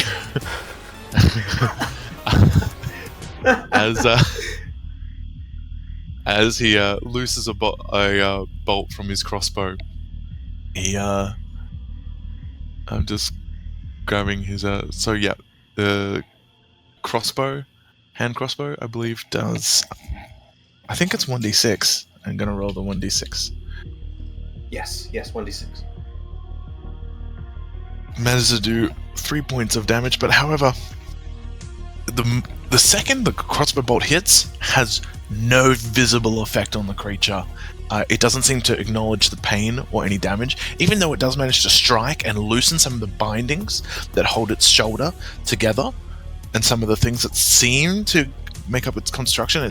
Like the materials do get damaged on its body. It makes no attempt to acknowledge the fact that it was just struck by a crossbow bolt.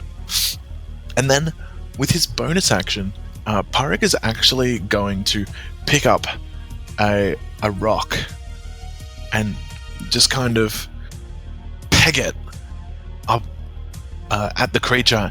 And it actually, what he manages to do is throw a rock into its loose tatters of cloth in such a way that it smacks the cloth, spins round the thing's arm, and it manages to drop down one. And he just manages to kind of almost like just peg it. So what he's done is he's used the help action on his bonus ability, as he has a feature that lets him do that from range. So he's effectively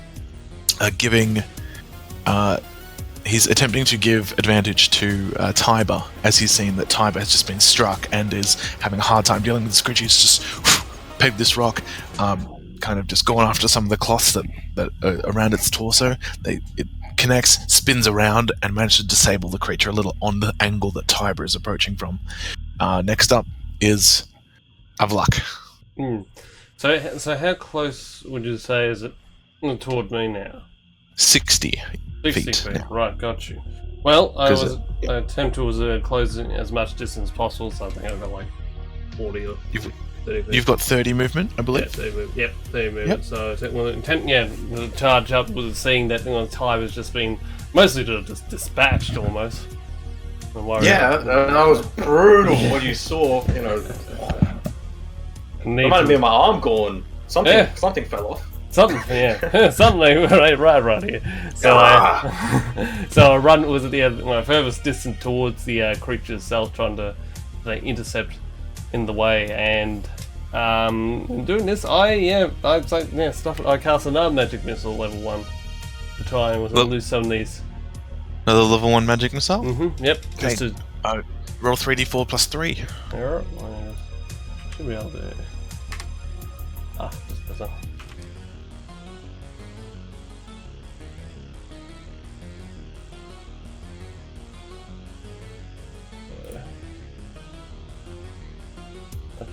Okay, so you get a 3, a 3, and a 4. That's 6 plus... Yeah, so 10 points of force damage now to the creature.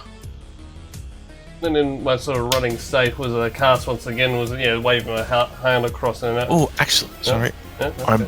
You keep going, I've forgotten something. No, that's right, and I just, swaying, my hand was across or whatever you're shooting, it was now purple streaks of, these force energy magics towards this creature, in an attempt to try and hit it on its appendages, its like legs and stuff like that. and such. I wanted to try and dislodge it and disable it if possible. Okay. All right. So they streak through, and you're kind of going at its attachments where it seems to connect at its joints and the unnatural places at which it moves. It's been stitched together from skeleton and branch and tree and log and different cloths and an effigy placed atop its head that makes up its what seems to be its life force. And you do manage to strike at some of the attachments, the bandages, and it seems to kind of unravel a little and start to move a little more loosely.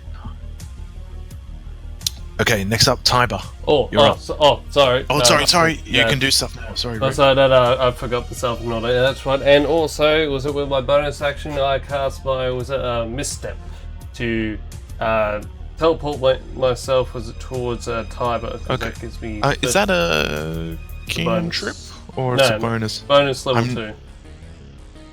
I can't remember. I'm not sure if you can do 2 spells that. Oh no, I can't. I'm fucking idiot. Don't worry. No, I forgot myself. Okay, go. Right. Yeah. Cool. All right. Is there anything else you want to do? No, that's it. No. Okay. Cool. All right, Tiber, you're up. All right. So as I got almost slashed, almost looked like I got backhanded. I scurry, fear and dread in my eyes. I'm clutching my horribly wounded arm. I spin around a tree and try to run alongside of it as it's like lumbering forward. I try to spin around a little bit, trying to get some distance. As I look at it, and for a split second, I falter, and I resolve myself. No! I will not let this fear stop me as I rush at it, but in doing so, I do, with my horribly mangled arm, I stretch and pull out my short sword, and I just throw it away.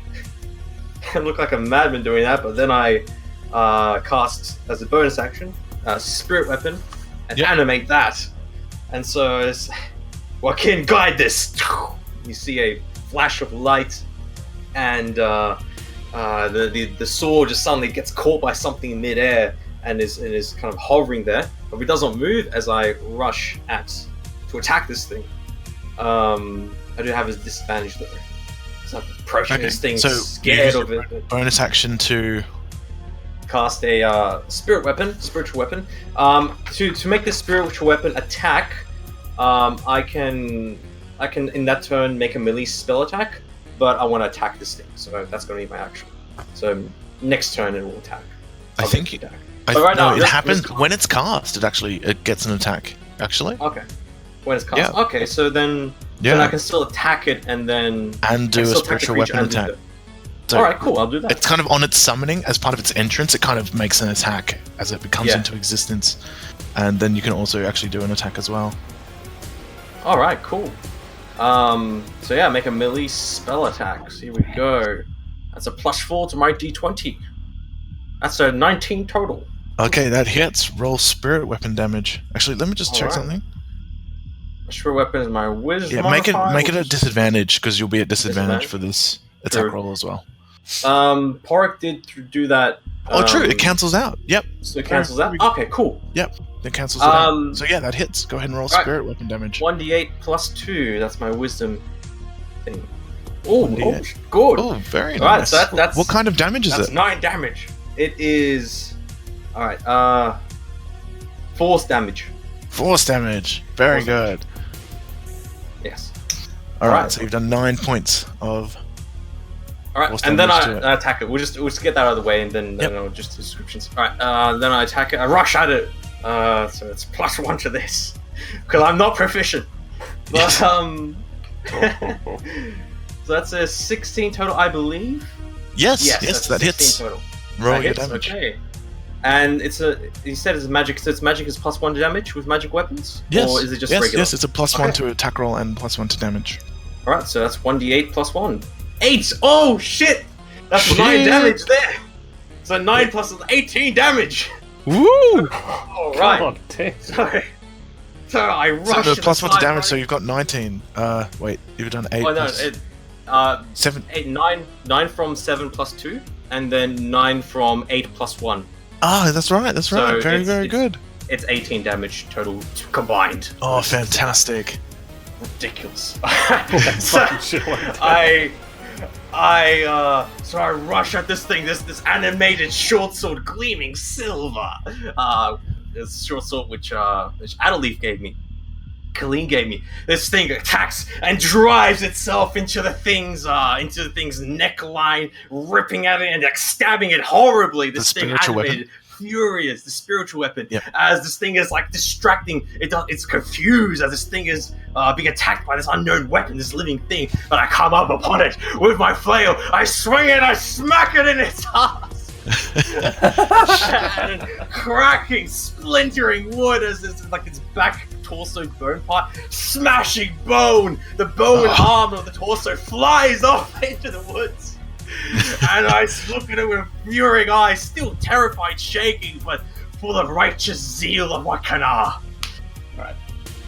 And as you do, it actually manages to collapse and kind of you actually cave in the back end of this construct, and it seems to be it still drags itself using its front two haunches, and is kind of lumbering forward.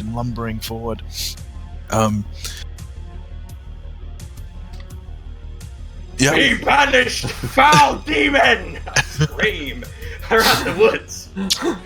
Okay, it's now its turn. Do you want to do anything else on your turn? I think that's my turn. Yep. No, it's going to now bear down on you again and use again another claw attack is coming your way as it's now kind of shambling around still, but it's looking at you, and you can hear a deep sound coming from the effigy that's placed at the top of it. It's just like almost like a coughing laugh coming from it. I prepare myself as it comes as the top one, its right arm almost like windmills all the way around due to its mechanical limitations, and just comes around and attempts to kind of bludgeon you straight from the top in a windmill fashion.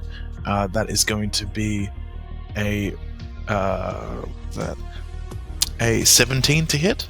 Ah, shit! That just hits me. Yeah, that hits me. Okay. That hits me.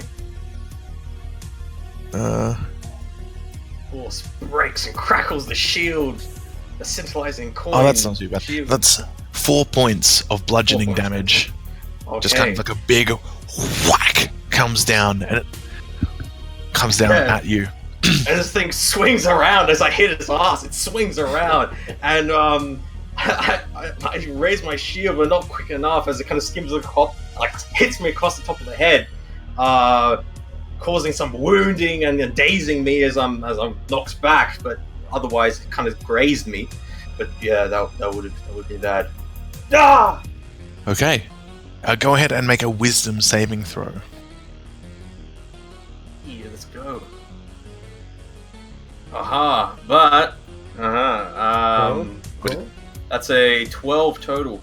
Hey, very good. Success. Yeah. Okay. You manage to shake off the fear from this creature as it attempts to further press on its dominating presence over you. However, grip your flail, and you feel the burning fury of Joaquin surging through you, and it steals your senses, no longer afraid or panicked. Breaks my teeth. Parig now comes up again, reloading, taking another shot with his crossbow. That's a nut 20. Oh shit! God. Oh shit! He's gonna get it. Yeah. And he just lines up, kind of seeing the wobble of that effigy's face, kind of shifting left and right as he now makes his attack. That's a full 6. Double to 12 for that, and what I did last time, and I added that up, he also gets 2d6 sneak attack damage, now doubled to 4d6. I'll just do the 2 and double it. So it's 11, he's still stunned 12, 22, he's stunned 34 points of piercing damage from his crossbow as he's just managed to line up this moment straight after the strike that this effigy seems to have leaned its neck over, and he notices that there is actually a small arcane object behind the effigy binding it to this construction, and he lines up, just manages to strike and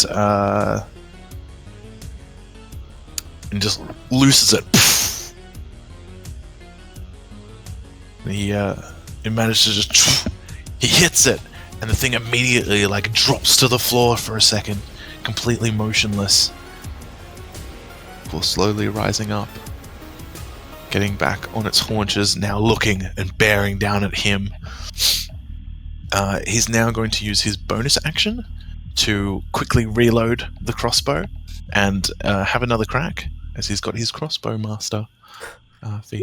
However, it rolls in that one, and as he's reloading, quickly fumbles and drops it on the ground, and he's shite. Luckily Irish. To a sober. And he's going to fiddle with that. Okay. It's looking extremely damaged. It has struggled in holding its form together at this point.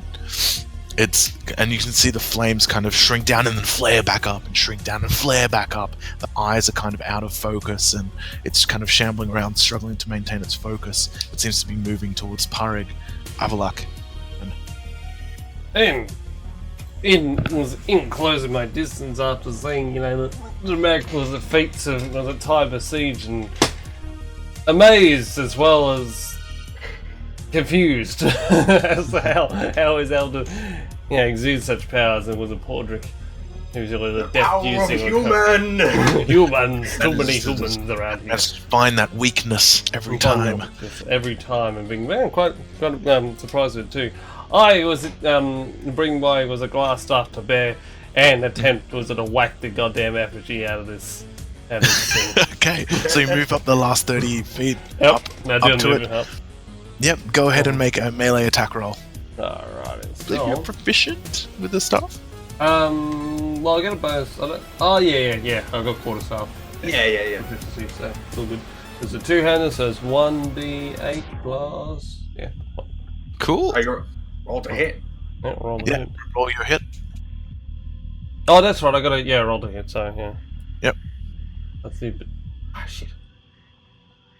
Shit. Okay. Add your strength proficiency and a +1 because it is magical. Oh yeah, that's right. So plus one. Oh, so that's. Did I roll d20? Oh fuck, that was weird. Yeah. So you rolled d20. That's right. Yeah, that's right. I thought I clicked something else. Sorry. Yeah. Now combine your strength, your proficiency, and add another +1 because it's a +1. 7 plus 8, so that's like 9. 9? Mm-hmm. Oh no, it should be at least 10. Because you're +2 for proficiency, +1. Oh, sorry, yeah, it's +2, yeah. So, do you have any strength? No. Okay, so you just miss, as you swing it, but in kind of like its last ditch effort to defend itself, it just kind of bats your staff away. But it's a weak one. It's like some loose, fumbled parry. You still have your bonus action. I have a bonus action. Well, can't think of again about. No, I don't do anything with it. Okay. So I'll instruction myself was into riposte and ready myself. Okay, Tiber, it's your turn. Okay. So I see this thing before me. It's looking wounded. It's looking wounded, and so I would do the only thing which you can do against wounded creatures of monstrosities. I jump on its back, and I attempt to grapple it so that my companions can finish it off. So, okay. I attempt to, as my action, I attempt to actually, do the helping aid thing. But if I can grapple it, I'll grapple it and try to. I don't know. I'll do that. Okay, so you can do one or the other. Whatever works. I'll grapple it. Yeah. You'll grapple. I'm gonna grapple it and move back. Okay. So go ahead and roll athletics. All right. So you just take up your action. You'll still have your bonus action. Yeah. Oh no! Great. Okay, I'll roll to contest. Yeah. I got +1 to that. Plus 0 to that, actually. Oh, no. You jump up, and the second that your hand makes contact and it feels its presence on you, it instantly pushes itself forward, and you tumble backwards. Yeah. Okay. You still have your bonus action. Yeah. With bonus action, I'm gonna get the flying short sword to stab at it again. Okay. As that is now a bonus action thing.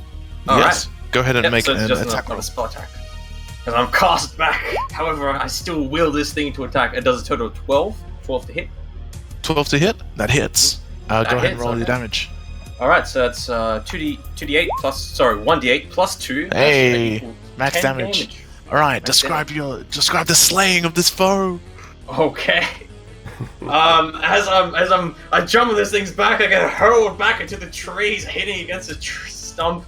However, this shining dagger of ethereal energy comes through at that moment in the confusion, and then lops off its head as it goes rolling forward, and this thing shakes. Its head, its fiery embers rolls before the feet of Avalok. And this thing shakes, spasms to the floor, and creaks and groans, and whatever makes sound it makes. I'll leave that to the DM. Describe that. And it starts to cough and splutter. You almost hear the roar of fire, cough, splutter, and kick out as the and its effigy face seems to kind of open and close, and almost open and close, like a door blowing in a hurricane. It just snaps, and it actually just breaks and cracks, and then the rest of its construction falls to pieces as all the giant ribcage, log, straw, cloth all now lie in a heap on the forest floor. And the floating short sword just almost falls to the floor. Grass is just right there. I just unfolded it and looked down at this thing. And then look forward to the back of Tiber. You see me slumped up against a tree. My arm is really badly wounded, bleeding profusely. I got some knock to the head. So I look dazed and a little bit confused as I lie back there, and I look over at the thing. It's not moving, and then I just kind of slump forward a second, just kind of give out a groan. Still clutching that copper flail of a king in my right hand. So they kick aside the effigy and walk toward you. Yeah. Batted off to the distance, and just to see if you're so willing to hang go. Tiber. Yeah. You aware? I look up at you. Well, I believe now would be a good time to break our fast. Timer for that.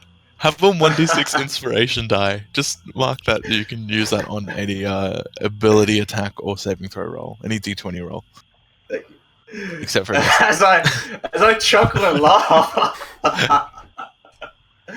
And the disapproval in Avalok's face is just sweet icing on that cake of just Jacob could have died over there. Carefreeness. Yeah. As you come towards Tiber, just roll a quick Arcana check for me. Oh shit! I bet to ask that, but it's good. He knows the things. Oh fuck yeah! That's like yeah. 26. You notice, and you don't even need to detect magic for this. There is a new energy emanating from Tiber at this point, and it's specifically his weapon. Tiber? Your weapon. I look over to my left side, and I see my horror, like it's basically now fractured, half destroyed shield, and like my bleeding arm. I look at that, so I'm like, oh wait, no. With a labored effort, I turn my head to look at the copper flail, and in my right hand, and yeah, I look at it. It says, what does it look like? You now see where it was remarkably ordinary as a copper flail, although a well-made one. Mhm. You now see that there is actually some script on the hilt of the handle where it was burning you, or where you felt that heat and that energy. There is now some script upon it, and Hmm. where it Guys, looked very copper, it seems to sometimes when you catch the light on it, you see small golden lights on it when you hold it up into the sun and it reflects light. Instead of seeing a kind of copper reflection, it actually seems to have a golden sheen that you would not naturally guess it would have, though it still looks and appears copper. I look at it and look at this strange, otherworldly aspect to it as I slowly open up my hand, as clutching something for so long and so strongly and so fiercely. Your hand just gets cramped as you're stretching on my hand, and I see like the writing along the hilt and the imprints of it. Mm. Oh. I look at you. I'm like, confusion evident on my face. I'm like, oh, are you? Like, I look at you like, are you seeing this? Like, whoa. Mm-hmm. I saw your attack upon the creature, and I was interested to see you attain so much power. Yeah. This may be focus. Hand it to me quickly. The flail. Oh, I try to stand at that point. I did try to get up, reach the copper flail. I try to pull out my left arm to kind of help me because it's a heavy thing, try to have a look at it and kind of half present it. There's a slight I don't want to really give this to you, but yeah, I'll show you. I'll present it to you. As you present or try to present, I literally snatch it with two hands. Okay. And I sort of just grab it Alright. and quickly look towards the. I mean, I'll let The you, rock but itself. I do look at you with extreme interest and suspicion, even perhaps. And look at it. The elf has disarmed me. What is happening? Yeah, basically. And that's all right. I'll look at the script now. Oh, can I do a check to? Is it Yeah. legible or is it So, the script you see is unlike any script you have ever encountered. Oh dear. The writing is not of a writing that you would know. Oh wait, sorry, what languages do you know? No, actually, that is a very, very good question. Let's go on a mystical, magical adventure. Find out. Did not see the wizard, the wizard. Okay, here we go. So, I speak Elvish, Common, Celestial, Orcish, and Dwarvish. Oh! So, the script is in Celestial, Aha! and you do recognize it. And you see upon the script, it's kind of spirals around the hilt. But not in like, not a spiral, but there are different phrases in three. There's like 3 lines of script that wrap around it. And it says in Celestial, "This is the weapon of my humble servant. It is the good word." And at the bottom it says, "This is the word of Joaquin." And in reading the text, I sort of taken it back for just a second, was drawing the weapons away from me and looking upon. Is it Tyver? Do you read it out loud, or do you just internally read it? I internally read it, but and then I look towards Tyver. It seems that you are favored by Joaquin. This is a servant of Joaquin's weapon, as the text dictates. I almost gasp. Oh, truly, you read the writings. What is it? the writings. It is written in celestial, which means only a few things. Oh, I look stunned. Please. And I reach out for it. And I give it to her. I'm like, oh. Yeah, okay. I look There at you it go. and I'm just like, I look at it. I expect it and stunned as I cradle it. Like, oh, this is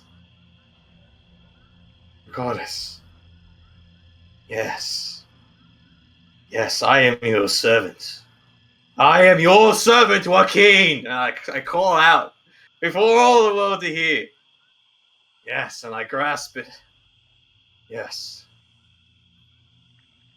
I'm not happy. Yes. Seems you have a powerful And you're friend not in sure Bella. what properties it may have. They may be revealed. Okay. Yeah. Yeah.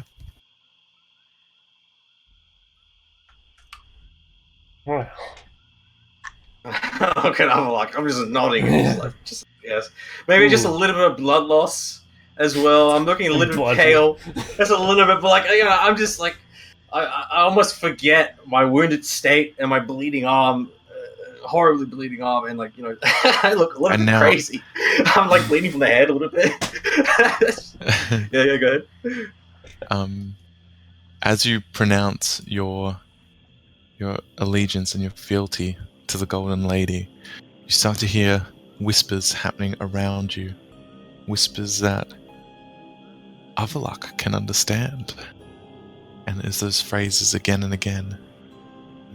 This is the weapon of my humble servant. It is the good word. This is the word of Joaquin. This is the weapon of my humble servant. It is the good word. This is the word of Joaquin. This is the weapon of my humble servant. I start chanting as well. Yeah. Something similar. Yeah. You don't understand the script. You don't understand the language, but the words come to your mouth. You seem to be saying something, and Avalok notices that, unbeknown that you have knowledge of the celestial script. And Avalok hears these whispers encircling around and coming in closer and closer. And as you do, positive force fills your body. You see some of your wounds begin to heal and stitch up as it slowly begins to fill you with a shimmering light. You almost see again a tessellation of these coin-shaped tiles, kind of shimmers and light patterns come across your injuries as it trickles down and down your body, and you feel your head start to sharpen, and the voices and the whispers slowly drift away, and what's left in your mind is that this is the weapon of my humble servant. It is the good word. This is the word of Joaquin. As you now heal, what's your wisdom modifier? My wisdom modifier is 2. You heal 3 points of damage as you begin to realize the power of this weapon.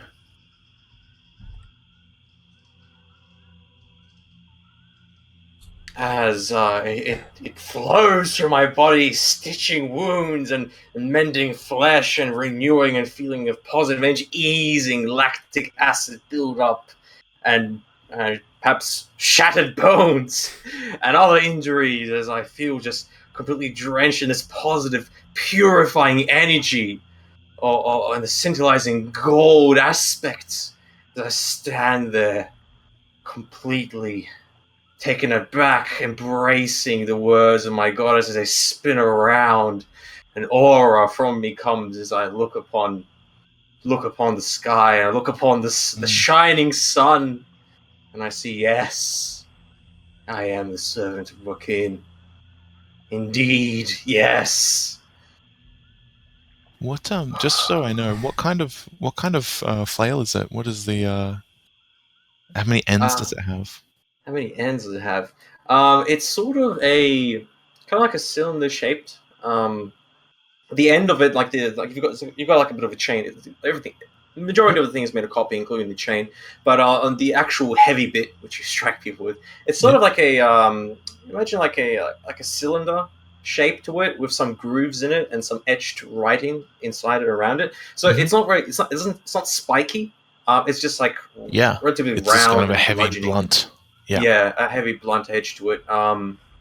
Similar to kind of like sort of similar to like a nunchuck sort of styles, except perhaps Yeah. maybe larger, thicker, and Um, less emphasis on yeah. yeah. Cool. That's it. Sorry, I just was curious. Yeah, cool. I stand there and Yay, only 85 kilometers to go. Says the weapon for some reason. and speaks. Yes, as Hmm. I stand looking quite. I mean, still a little bit beat up, but like the initial bleeding has stopped, and my arm looks nicely restored. Maybe just a little bit of a gash, and obviously like the some of the now drying blood, a little bit of that. As I remove basically the remnants of my shield and kind of toss it aside, it being useless. It's destroyed. Um, as I stand there. I sort of look Avalok in the eye, and I say, "Well, my friend, we are watched by the divine. It is obvious. You heard those words, so did I. This is good fortune. My friend, I clap you on the shoulder, with the arm, which was horribly wounded, but it has strength behind it, and it doesn't really hurt that much. Maybe just I look at your hand clap as you on the you shoulder. yeah, You did wound. physically. Yes, no, the divine favor things to be yours. No, I step close. Ours. You are blessed, as well as I am. But come, I now just that aside, if I can bring my mind back to the task at hand from what that was. Oh, That's blessed more than goddess of the coin and the road. Back to the matter at hand. These creatures are upon us again. Horik, are you okay? I call him over as I'm talking over Luck. These creatures are upon us again. this one was I don't larger, find it. more direct. Yes. I don't find it an accident that this thing has come upon us in the middle of the woods. I mean, I could maybe understand some sort of being would be sending these things against Phandalin, but how whatever knows that we're here knows we're here, obviously, and is sending these things. These things There's something behind this. These things are focused upon something. They have to be. Mm, Some kind of anchor. Some kind of... And then at that point, something. I sort of think to myself, did you have a feeling before this happened? I don't know how to describe it exactly, but... Well, actually I do. Anything similar to the voices we just heard? Yes, I was stirred from my slumber. It was again strange mysticism astral came upon me, but I felt my hand, a copper flare by my side, burn with ferocity. It awoke me, and I grasped for it. And then I heard the roar as I stood, emboldened by powers you saw just now. So Okay, what something is. king was protecting you? As I sort of murmur to myself, but something... Whatever these things are, they may want you, or who you serve. Maybe. Incapable of coherent speech, only cackling and roaring in their horrid, blasphemous voices and tongues. I noticed something though. Hmm. That Porrick and the maelstrom. I barely caught it. Porrick, you loosed an arrow from your bolt from your crossbow. You managed to hit it somewhere. It fell for a second. I thought it vanquished, for it rose up and was obviously shaken. Maybe. Avalok, you mentioned that there's some sort of bind these things. There's some sort of I forget the words. some sort of a point which his powers emanate from or come from, or An anchor, What's the word? anchor or a focus. yeah, focus. That's the word. Maybe Yes, maybe the focus was struck or some such. potentially. No, you're definitely Should on perhaps something. Inspector Burns. Parg at this point has just been watching, kind of a little slack-jawed at the display. Now kind of starts to, swagger forward and says, I saw something gleaming behind its fiery mouth. I went for it and I hit it. The thing fell and shuddered. The spy I think eyes. I loosened it up for you. And he winks at Tiber. Yes, you did well. That was an incredible shot. Incredible. Good to note for future encounters, but it seems. Yes. And Yes. it's the pile that it made up of it, like all of its remnants and bits is kind of still in a heap, kind of just down where it was slain still. I believe we should inspect this thing. Obviously, we should be careful. Perhaps use gauntlets so that the thing does not touch our flesh. But maybe we can find some sort of mark upon it, or some sort of seal of occult symbolism, or anything which will give us clues as to where this thing came from, or how it was made, or anything of that such like. Okay. Maybe. Oh, sorry. Sorry, I'm just kind of listening. I'm enjoying it. Okay. Well, for cross reference, and I was a go to Tarbo, I pull out my bag the bone I got from the other sort of creatures that attacked Fandle, and I sort of pull it out and show them. If it has Look at any. it curiously. Oh yes, anything you had similar to you had like the scarecrow shaft. Yeah. And this is, I look at it, it's frown, my frown burrow, my brow frowned, furrowed, my brow furrowed.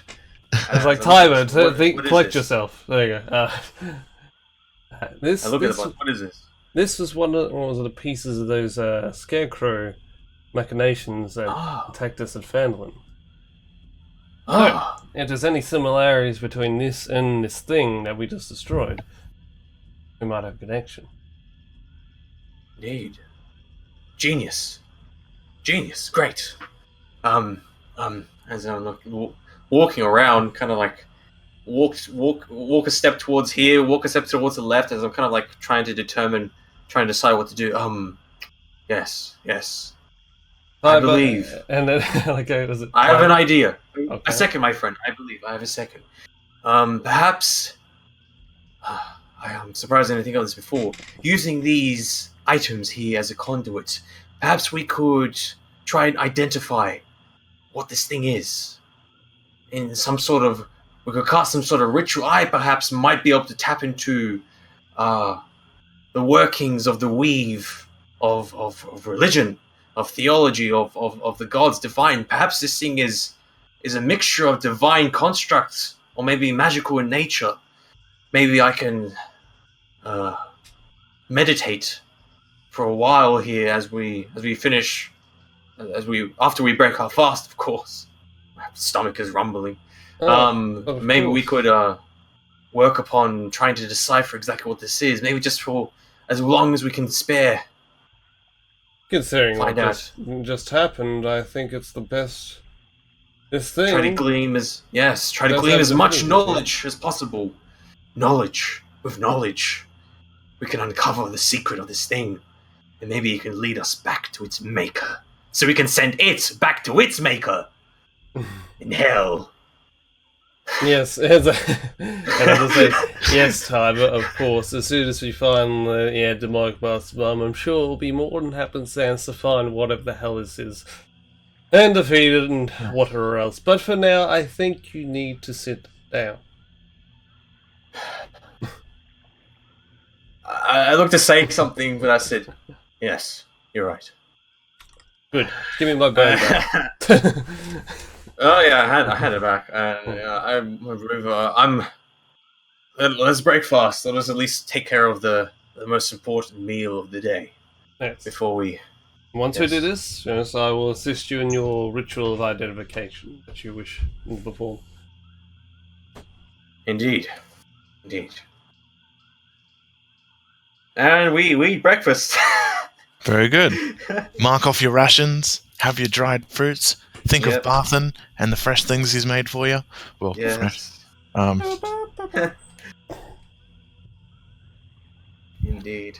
So I think in terms of like food rations, I think we've been out for maybe 4 days. So this is like day 4, I believe. I think this is day. Right. I think this is day 3 or 4. Day 3 or 4. Okay. Might be Oh, the start yeah. of day 4. I can't remember. Yeah. Yeah, no, I think you're right. The day you left, the day overnight. Yeah. Then. The day of catching magic. Yeah. True. Yeah. Yeah. That's it. Yeah. Yeah. So I think it's like the start of the 4th day. So I think we there's a rations. We're pretty good on rations. I think we have 6 days of rations at least. Cool. Not including whatever we might pick up. So. Yep. That there's a skeleton used to make up some of its construction, combined with some tree pieces but how you managed to you're looking more now at the actual Physical thing. Yeah. yeah so the I guess the physical things are that the cloth scraps that are on it seem to be traveling clothes, not a blanket, not a sheet or anything, actually different bits of patchy clothes kind of drag off the body of it. I look a little bit uncomfortable by that discovery, that grim discovery, no doubt. These are remains of travelers, perhaps. I look over the bones. Do the bones look do they look humanoid? The bones, or do they look like something? They seem to be of a beast or some large creature. Okay. You could probably roll nature to check that out. Might as well. Go for Yeah. it. Haha!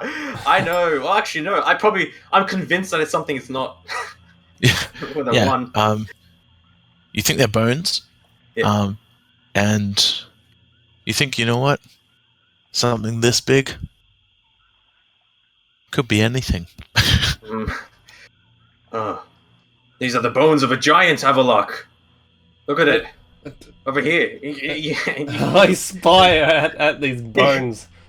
They're not The bones of a giant, look. They're not Look over really here, you can large tell. enough. How, No. Tiber? You can... The coloration within the bone marrow. See, here. Point that out to you. I don't know. There you can roll nature to see exactly how... I'm gonna wreck it. Oh, babe.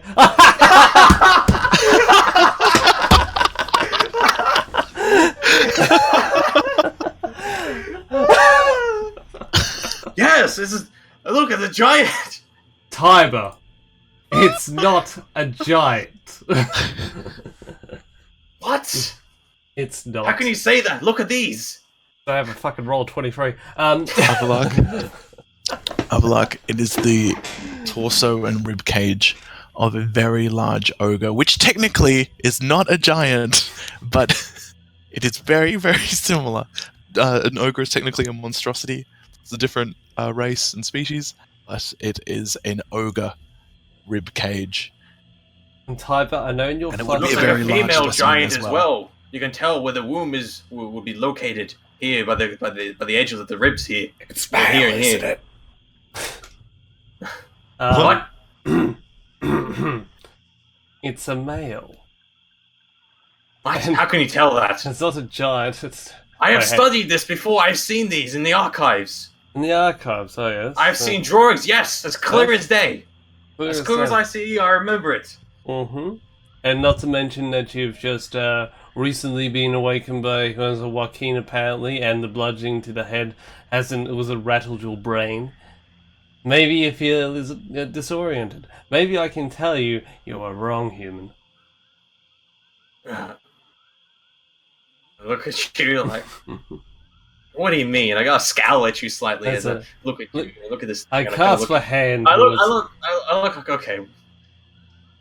if you can see the elongation of the impound jaw or not, you can see, yes, that is slightly large in itself. But the bones otherwise are not. Indicating that this thing... Hang on, what was it? Giant or ogre? Which one? What you say? Ogre. It's an ogre. Okay, it's an ogre, cool. Yeah. Indicating that, the larger bones on it's actually here, and I sort of point towards the rib cage or whatever.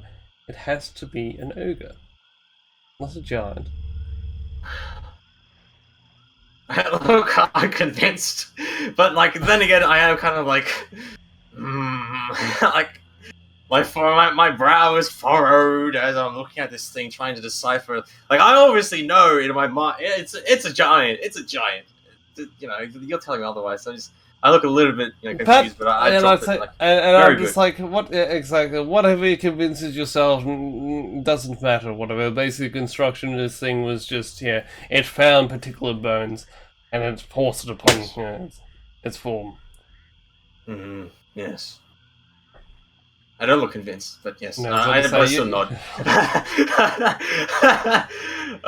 Very well. Regardless, you're right though. It is irrelevant what remains or what creature made up this abomination. However, we should begin. Yes. Perhaps I can aid you. I remember you spying at my spellbook and recognizing a ritual of identification. I thought you might have one yourself. I have the means to call upon such divine inspirations of knowledge. First. If it is a spell that is on your list as a ritual, Tyber, you do know it, as you have it memorized, as in the temple, such rituals they would make you memorize. I can assist you with the circles and such I wanted to better amplify, perhaps. Your call. However, I look upon my person and I realize, but such a ritual requires and I use the word conduit, or like a reagent. Reagent, like a symbol, which is kind of like a religious spin to focus. But I use that as kind of like divine angle magic. But I use a symbol of great worth to cast such a ritual. However, such a symbol I do not have in my possession, and it needs to be of great value. Like a tiny pouch of gold, perhaps, could also work, but I am light on the purse, fortunately. How much do you need? I believe at least a stone's worth, which is about 100 gold pieces. The ritual does not consume such. Simply a conduit. No, it uses it as a focus. It doesn't consume it. I understand. Yes. And at this point, was I go to was it bags and was it get this here? The purse of 100 golds, and then drop upon the Tiber. Then use this. Such opulence. So I take it like, where'd you get so much money? Oh yeah, that's right. There you go. Okay. My thanks. I will, of course, return this. As I start to take out coins and make a circle with the coins. Instead of drawing like a magic circle, I use that with coins. Okay. Like a circle of coins and you make a money mosaic. Coins. Money mosaic, that's right. And I sit in the middle of it. I get a candle. Such opulence. A precious candle. And I start to light it and start to gain my knowledges, and at this point as well, I do tell a short prayer, and do channel divine knowledge. Ooh, where I choose to one or more skills to gain proficiency in. Okay, however, I do already have proficiency in religion, but that's okay. But I just you can use it to get temporary expertise if you wish. Okay. In this instance. Okay, cool. So yeah, I'll do that. So I start to meditate and pray, and I have my copper flail before me, and the word Wakin, and have it before me on my knees, sitting Indian style in the middle of this gold mosaic money, and looking very strange, Porrick, and maybe it looks interesting from Avalok's point of view because it looks, that looks Similar like but a different. strange, Mm.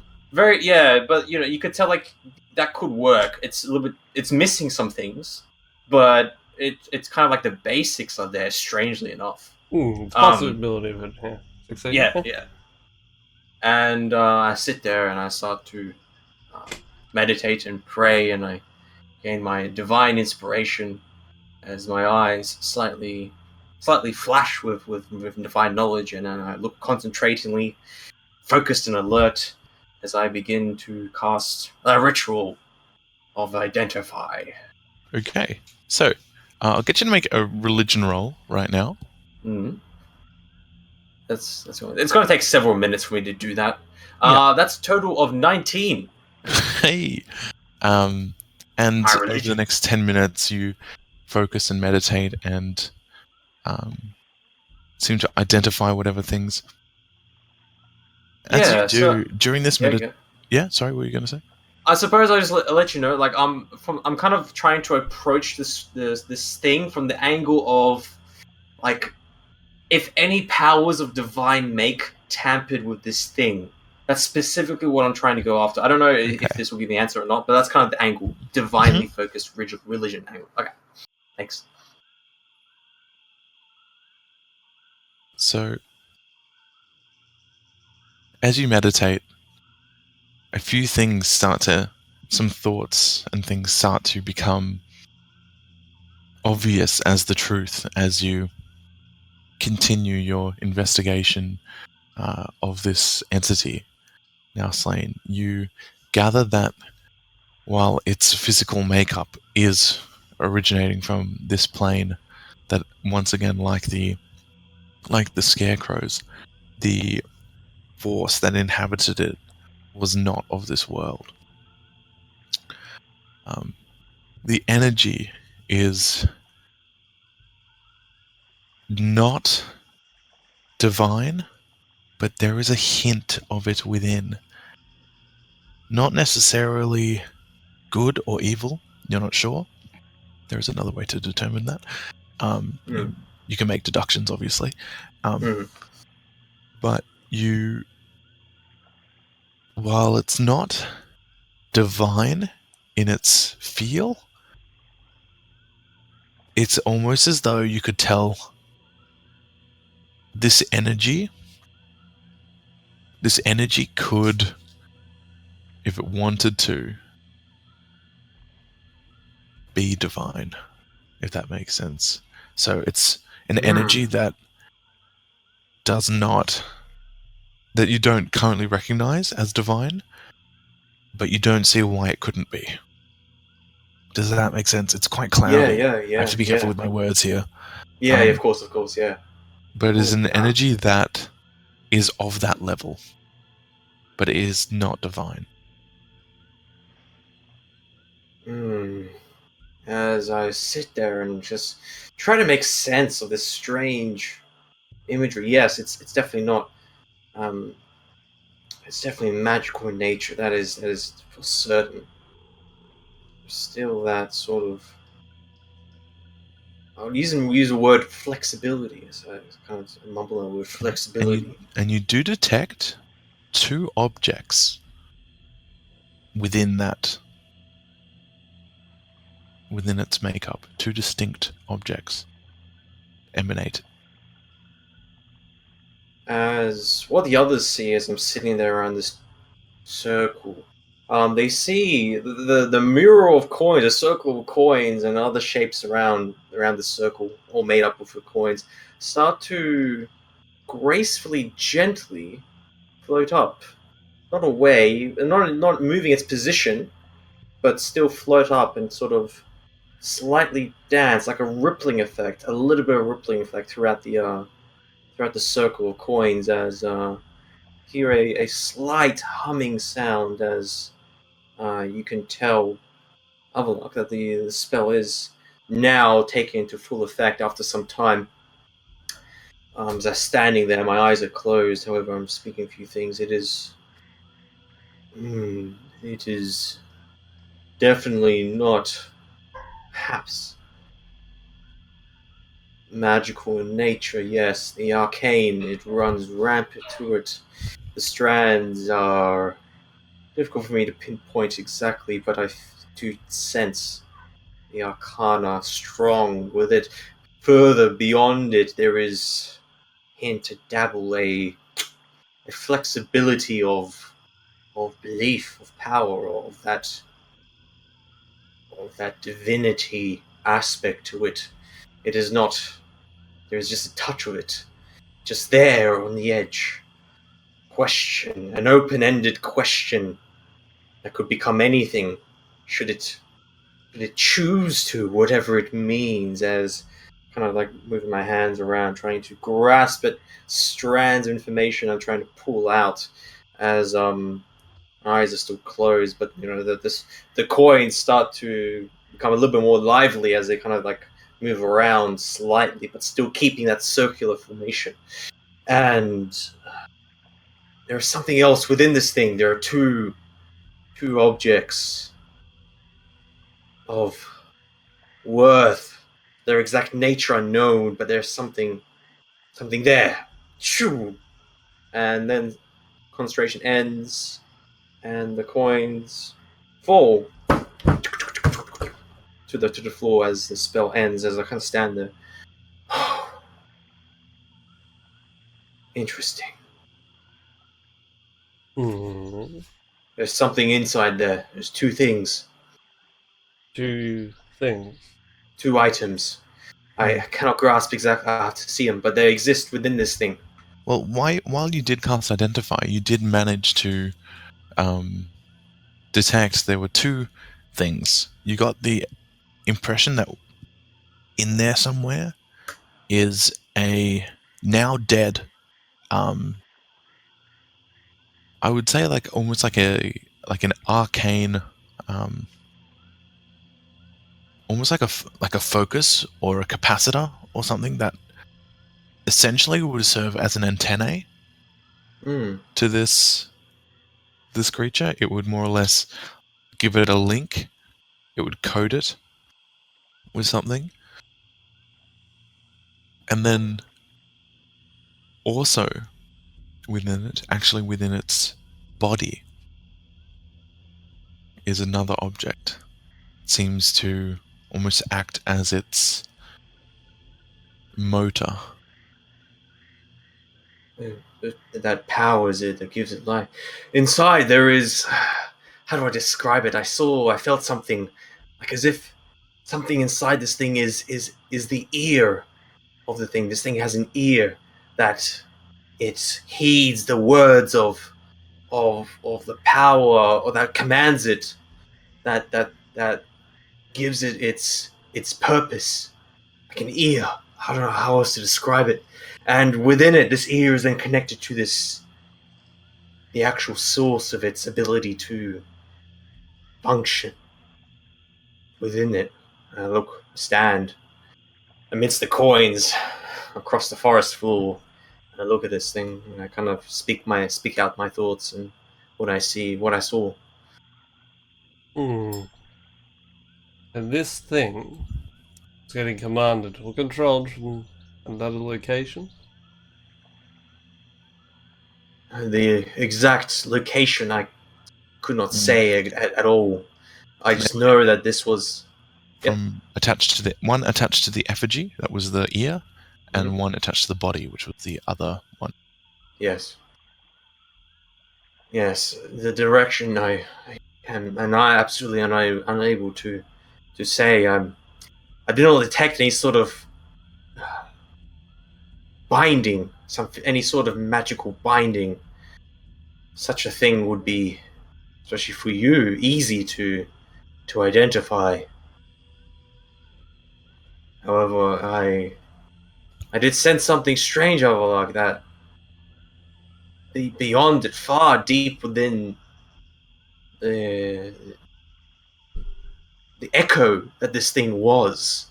There was something there which was not arcane. I do not know the intricacies of the arcane, not yet. not yet. But I do know it was not arcane, and it felt something similar, a whisper, and a trace of something which could be divine aspect, divinity, but not quite. Something which can change. I have not heard of anything of this like. It is perplexing. You're correct about this. This is concerning.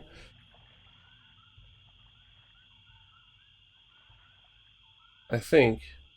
I think perhaps we should open this thing up and see if we can find the.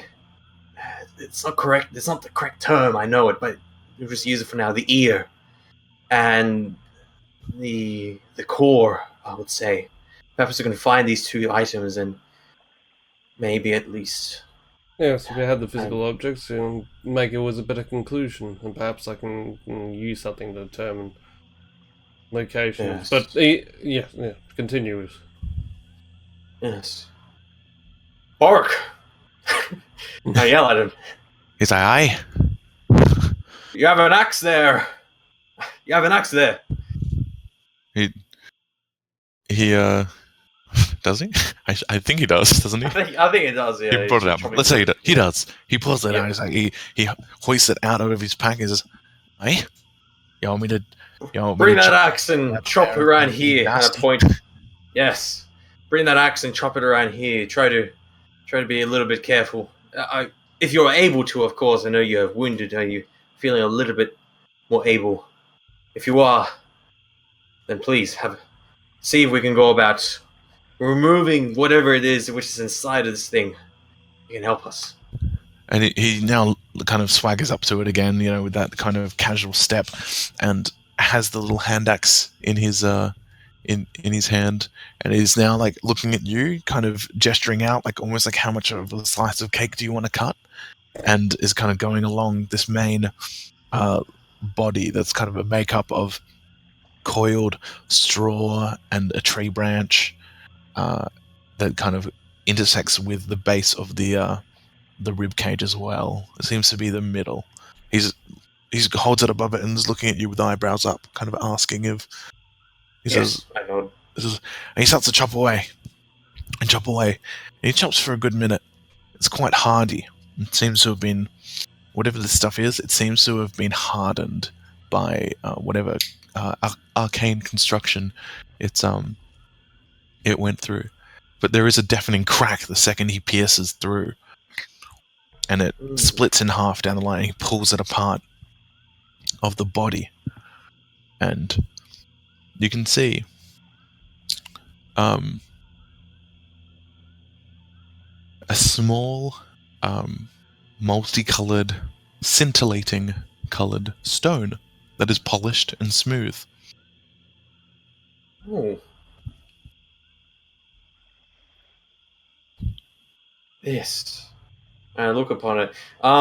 Do I get the feeling this could be the ear, or could be the core? More of a core. This is, Yeah. I mean, Yes. as part of your identify, Yep. you would have understood that this thing is able to communicate messages Okay. to its makeup. Avlak, are you here? Are you watching? Overwatching? You recognize what this stone and what this material is. It's a special stone native to your homeland. There. People, the common folk, would call it a sun opal or a Pyron opal. Well. And it, obviously its uses, why people use it, that it is more easily imbued with arcane enchantments. There, that's the core.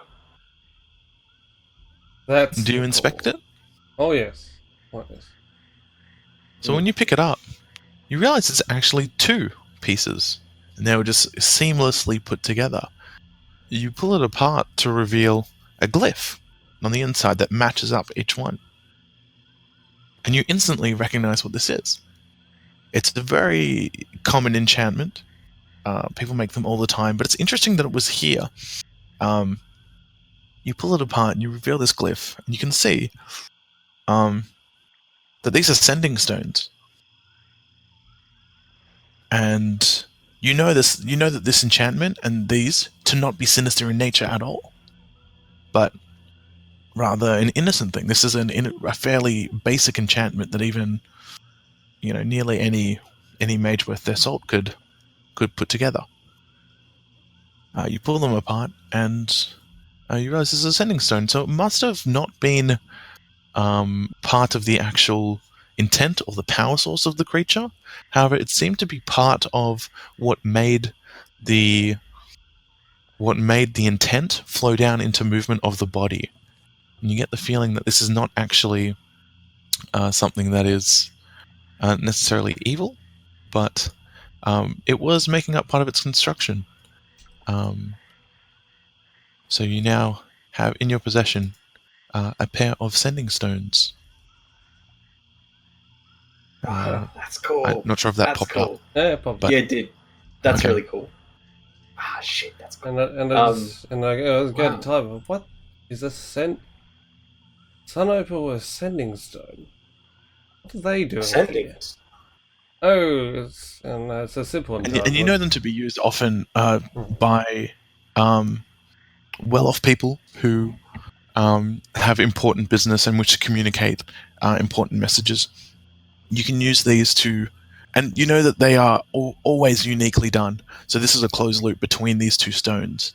It's very strange to use it in such a construct, because you would think that another end would be somewhere, but this is a closed loop one. You pulled it apart, and these ones are linked to each other only. You can't have one sending stone without the other. If one is destroyed, the other becomes useless. I sort of peruse the spiders. Not close, but there's 2 of them. And they both had the same symbol upon them. Which means they're communicating between each other and closed. What is this ridiculousness? We need to find the other piece.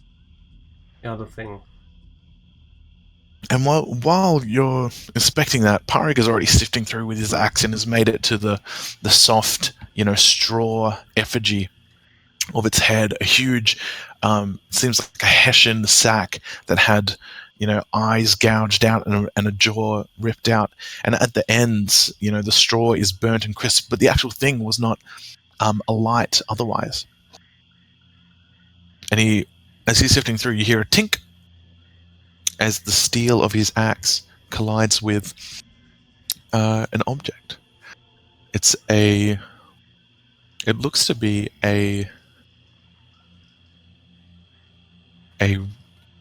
it's hard to describe. It's like a rectangular prism that ends in triangles, crystal, that it's very difficult to discern where the edges are because the inside of it is quite dark. Anyone proficient in Arcana, feel free to roll. And is Pork holding it in his hand? no, it's just his axe has just clinked it. Oh, okay. We walk over and have a look at it. Have Yeah. luck with the rolls. 22, motherfucker. I know about shit. Oh, I can't be sleeping. Yeah, let's have. This is absolutely a crystal that is used to more or less connect an entity with a construction. This is where its will would have come from, where it would have received its instruction. Looking at it with Arcana expertise like that, you look at it and you can see kind of the darkness that's in it. It's dead. There's no energy left in it. No actual signal is remaining in it. It's completely dead and dull. But you do obviously deduce that this was made to connect an entity to inhabit this creature. Yeah, that's the ear. Let's see. No, you are correct, but you notice how the darkness Yeah. within it. Yeah. It's lost connection to whatever. It was Is there any communicating risk now. of it? Is there any risk of it re-establishing such a connection? No, it's I quite look dead at it and warily. useless at this point. It is useful I in the see. construction of constructs, and once it's dead, I suppose it's dead. You could reforge it later, but yeah, And requires you also fulfilling. get you get the inkling that a creature of this size, it would have required a decent amount of power to Animate. bring an entity to control. So, So, and it involves two parts. It's actually often it would mean either enslaving or directing an entity to the focus, as well as binding it to the construction. I look at this. My gears are turning in my head. So we are dealing with a golem mancer. One who creates Potentially. these construct, these golems, or I know there are many words for it, I suppose. But something which is not alive, which is given life and made to move. That's very similar to that of the art of necromancy and animating of skeletons and the dead. Very true, but the interesting fact about it that there were two different objects within this construct. Messaging stones that were in a constant loop, and then tenor of this divine. Would it be possible? I kind of like look a little bit frown, a little bit disgusted, even perhaps. With your insight, you can probably tell that. Would it perhaps be possible for us to do something similar? Use. Create, perhaps turn the. Would it be perhaps possible to tap into whatever commands these creatures that are, we can send them against their maker, or override, or maybe create our own, or any? I do not know. I do not know the word. I could be speaking blasphemies. I do not know. Always potential within that. Actually, no, I'm gonna throw it to the DM himself. Mm-hmm. So, that's the thing. So if I already know what like both the objects are because I've already done the sort of arcana itself, and I imagine I wouldn't get. I don't know. Would I get much more from like an identifier or anything? I wouldn't imagine so. No, I not already really. know. I mean, they've been identified. Yeah. They've been the sending stones, like the identification was kind of two-part there. I just kind of put that way. But the identification just identified that the other object was magical. It's more like that identify ritual, identified really the sending stones, but then also just acted as a detect magic on the crystal, and it's more that this magic is obviously of a conjuration nature, kind of a weird mix between conjuration and enchantment. Mostly conjuration to like bind an entity to service within a construct. And with that Arcana roll, you would definitely deduce, Rue, that the instructions would have been kind of bound to it and readied, and that it could have been activated. So these things can be made in advance and be given instructions. I see. Really not much else you could really find out, although, as you are a very hard-working researcher, you have some ideas on where you could go to find out more. While there is a good amount of research in Neverwinter, Neverwinter obviously has been through hard times recently and currently Waterdeep has a vast library, and it's actually many during the troubling times in the last 30 years. Many of the librarians and record keepers actually used their network to bring many tomes and things to Waterdeep for protection during the harsh times in Neverwinter. And there are some. In addition to this, you feel a very strange nature that a monk is nearby. Fuck that.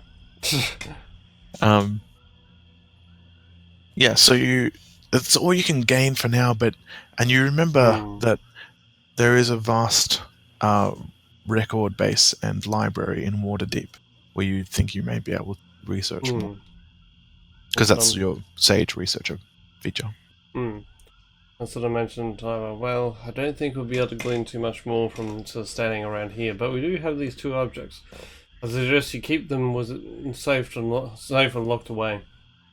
We have if you wish to know more, I presume Waterdeep would be a good foundation for this knowledge. There are many documents and tomes that may glean further light on this mystery. Yes, indeed. It would just be a matter of gaining entrance to such a place, but yes, I would relish the chance to walk those ancient library halls, and go inspect the archives and learn the secrets. Learn much. Yes, definitely. Definitely. Well, I believe we have done good work here, all of us. I nod. Come, let us go. Let us go with the strength of our kin upon us, and know that we are watched by the divinities, that we are watched by our kin. And we guide our steps. We'll find out what is going on exactly. And we'll use this knowledge to stop the scum that is infecting this land, and to figure out and to uncover the secrets behind lost in the annals of time and mystery. Come, my brothers, my brethren. I project my voice, give a rousing speech, filling your hearts with a can-do attitude and just like an aura of ferventness and just like bravery and energy just emanates from this man. And despite your best intentions, it does wash up on you.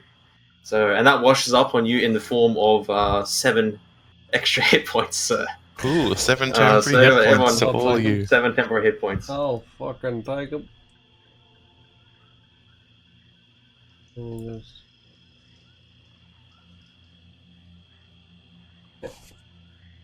As you feel invigorated, let us go. Right, you are. Let us go. And even the horses feel a bit of a boost. That's right. It affects all within my range. Actually, who doesn't even? 6 other friendly creatures. Yes, so I can affect the horses as well. The horses are affected as well. Do I have to understand your words? Yeah, they have to understand my words. That's right. That's alright. Rule of cool. They get it. Yeah. I can't speak horse. But a horse knows a horse thief. A horse knows a horse thief. That's right. So you get on your horses and you ride. Camp and we ride, yeah. Make our way. You have a long journey ahead of you.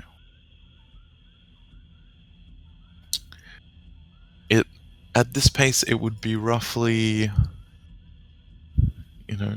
perhaps even more than, because I think you just only traveled like just an hour or 2 from Cragmore before you camped, as it was quite late and quite dark. You're up quite early, and I believe you're at least, I think you're 12 to 14 hours from Vandlin by horse. And you'll be a little slower, a little on the slow side, due to just still having to move through the forest with a donkey and wagon. Yep. Yeah, most definitely. Yeah. Sorry, do you guys mind if I take another 1 minute break? Sorry, just to go run to the bathroom. Oh, good, man. No, perfect time for it. You guys feel free. Cool. I'll come back though. Obviously. Okay, I'll be right back. The horse noise. Yes. The monk is 10 minutes away. Oh, No, dead. dude. Mm. We're just running montage scene, like the final 10 minutes of the game is just montage style. Like did. Yeah, true. Without the pigs though. And without the Chthon slave.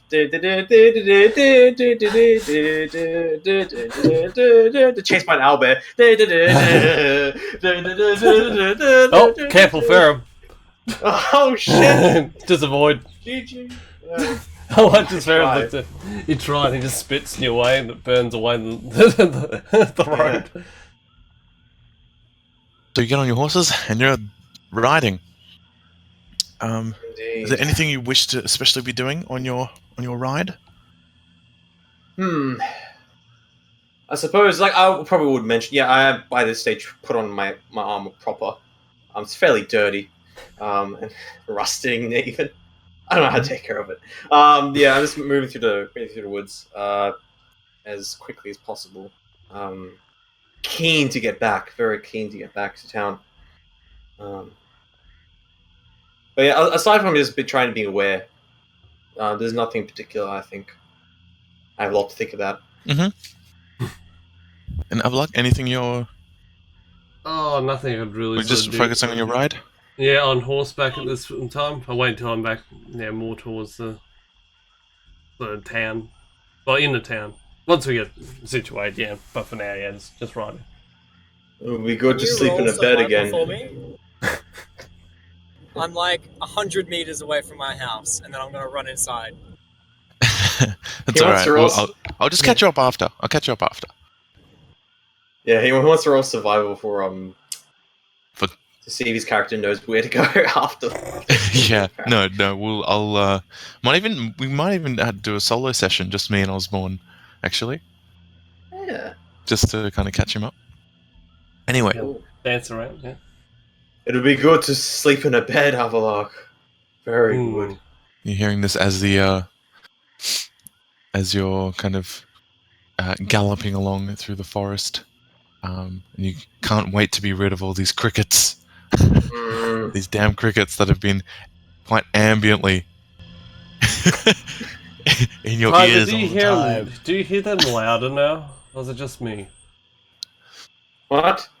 No, What? never No, mind. Never mind. As Mary's you Mary's canter grunting. along, What? you canter along some clearings, but as you reach tougher terrain, you have to horses kind of stop for a second, have to lower themselves down over tree drops and rocky terrain.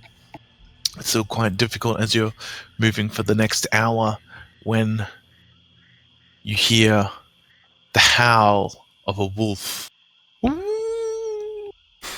off in the distance and a snarl, and then the movement through the underbrush as you have reason to believe you have now caught the attention of a wolf pack.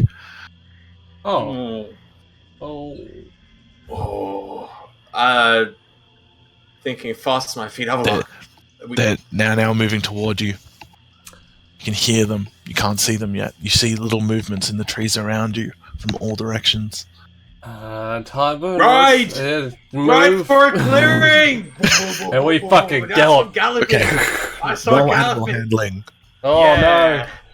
Here we go. no! Help me! Oh. What do you got there, Roo?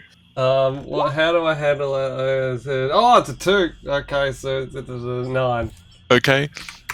I'll say 13. between the two of you, it's a group pass. Actually, I'll roll for Parag. I think Parag's a good animal handler. Yeah. Yeah.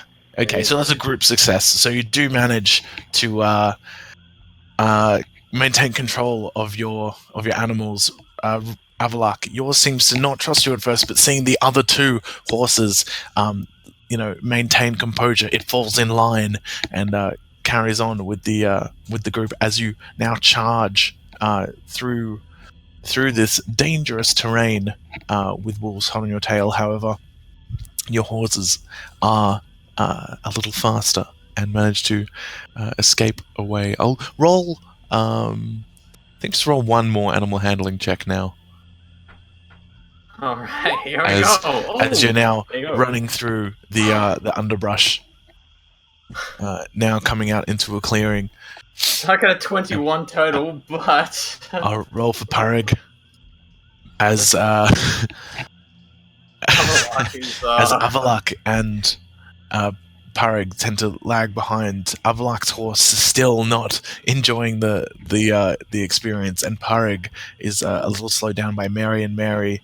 Now his Mary donkey, in full panic, in its panic, the cart is getting thrown side to side and actually giving a little more inertia actually than rolling straight and seamlessly.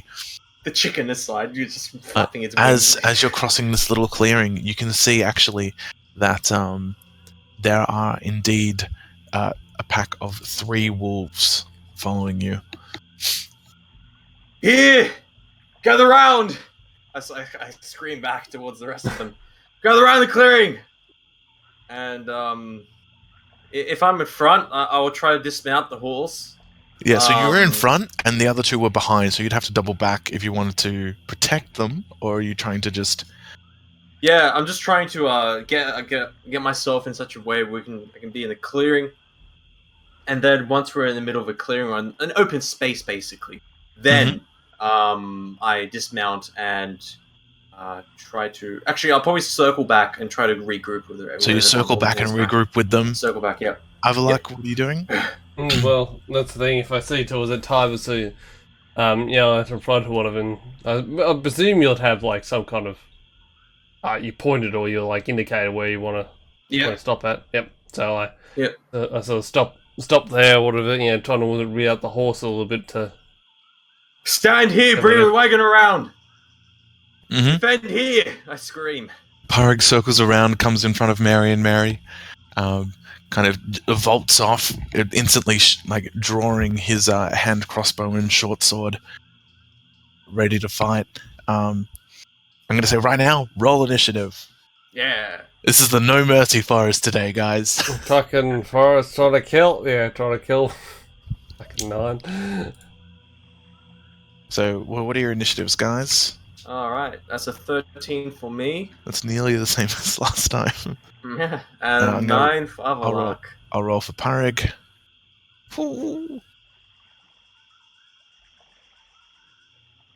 Okay, I'll just do the wolves in groups of 2. So the first group is 7, second group is 12. That is a...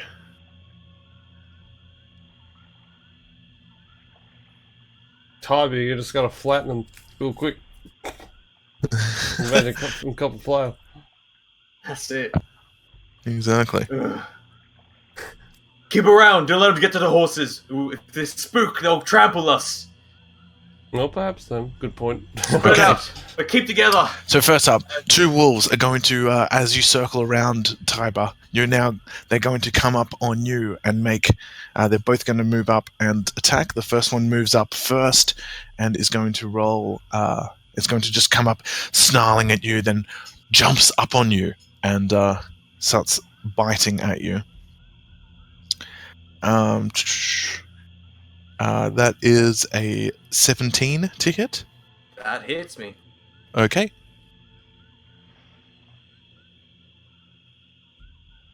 Trying to defend myself, but I don't have my shoot no more.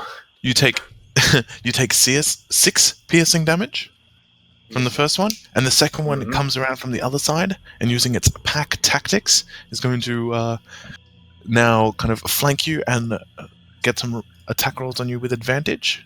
That is a 16 to hit. 16 to hit? Yep. Yep, that hits as well. Okay. And you take 6 more piercing damage. Oh. As you've now got a wolf biting you on either side. You make quick bites, but you manage to bat them off after they sink their teeth in. as I start, the first one jumps on me and just scrapes across me. I actually push it off, but then the other one comes and nips me in the side. Actually, do apologize. Let me just quickly check something. Very, very sorry. Gilmore, actually, no. The last one does not hit me. In fact, I do have an AC of 16. I believe I had a 14, but that's incorrect. Okay, if it's 16. The same, if it's a 16, then it still hits. If it still matches hits it. Yeah, you need to beat. You need to beat it for it to not hit. Okay, yep. I see. Yep. Okay. Yep. Then it hits. As it digs into my side, and I take 5 more damage from the second one. 5 damage. Okay. So 6. 6. Sorry. Yep. 6 damage as it comes at me on the side and starts ripping me. Starts getting a flank of my meaty side, and starts tearing at it. Like, ah! I'm just gonna hit it away, but still the damage is done.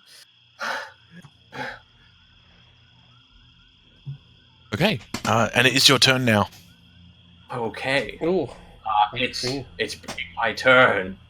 I start to swing around my copper flail. And as my action, I'm just going to I'm going to run at the nearest one and hit it across the head. Rushing at it. I'm going to roll to attack it. My copper flail. The flail itself, is that +1 or was that only just for that? No, +1. Okay. All right, here we go. It's a 17 to hit. Definitely hits. Okay. 3 damage. Rolling damage. That's a +1, I believe. So it's 7. 7 plus damage. You strike it across the face. Back as it yelps. Does it look badly wounded by attack, or is it still like? Yeah, it's had a whimper. Like, oh. Yeah. And it looks as though it's about to. It's about to like scramble away. Yeah. I rush at it and yell at it. Savages! I'll make a fur pelt out of you and sell it. Okay, you still got your bonus action and your movement. Yep. I'll probably just like fall back with my movement, and just kind of like get back into formation. That's it. My turn. Okay. Avalok, you're up. Ooh. Well, seeing there's a wolf nearby, well, this time I am going to hit something with my glass staff, so I attempt was it to hit. Maybe it wasn't to hit one of these. Okay. So are you going to run the ones by Tiber? Yeah, there are. Yeah, the one near Tiber. So did I say that there were 3? I said there were 3, weren't there? Yes. I think. Yeah. Were there 3 or are there 4? A 4th one enters the battle and runs in from the tree line, running up. It's far off though. You can see it's like obviously the obvious runt of the pack, just catching up with the chase. There was one kind of catching up a medium distance away. There are 2 in melee range with Tiber right now, and 1 at the tree line, like about I will say 80 feet away.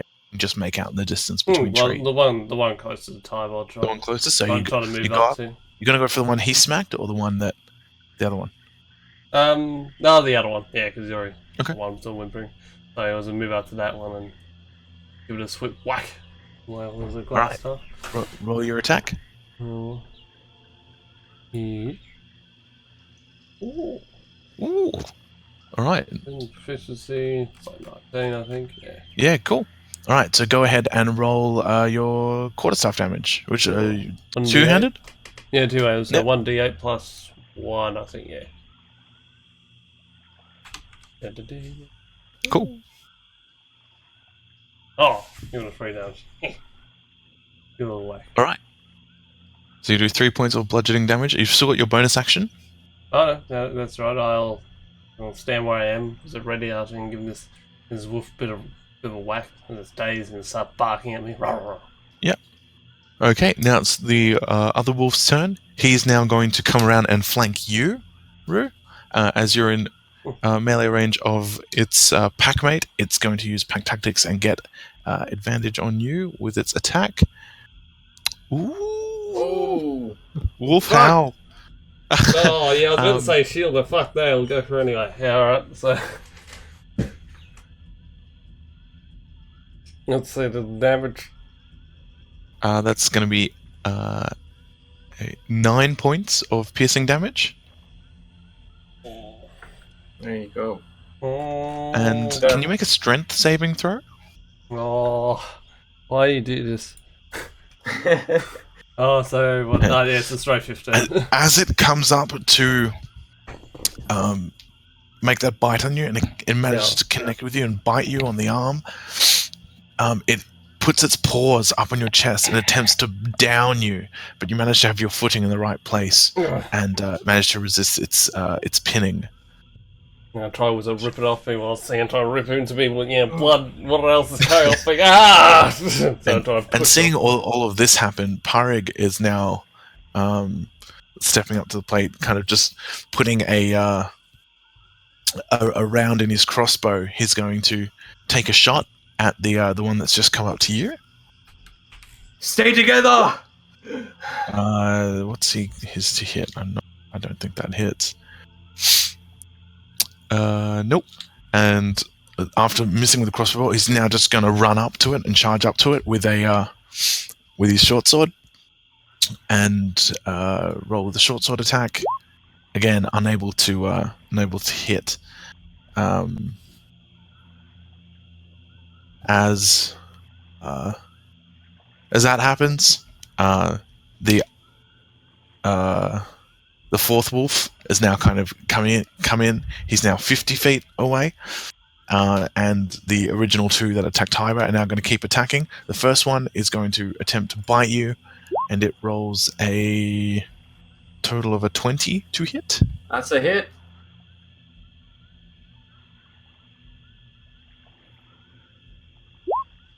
That is 6 piercing damage. Okay. And Registered. the other one, after being bonked on the head with a quarterstaff, is now turning around to face Avlok, its new attacker, as a threat, and is going to use pack tactics, obviously, and attempt to hit on you, Avlok. That is a 17. 17, I sure, and that'll still hit me. Alright, yep. Alright, you can use your reaction. That doesn't even matter if I did. Okay.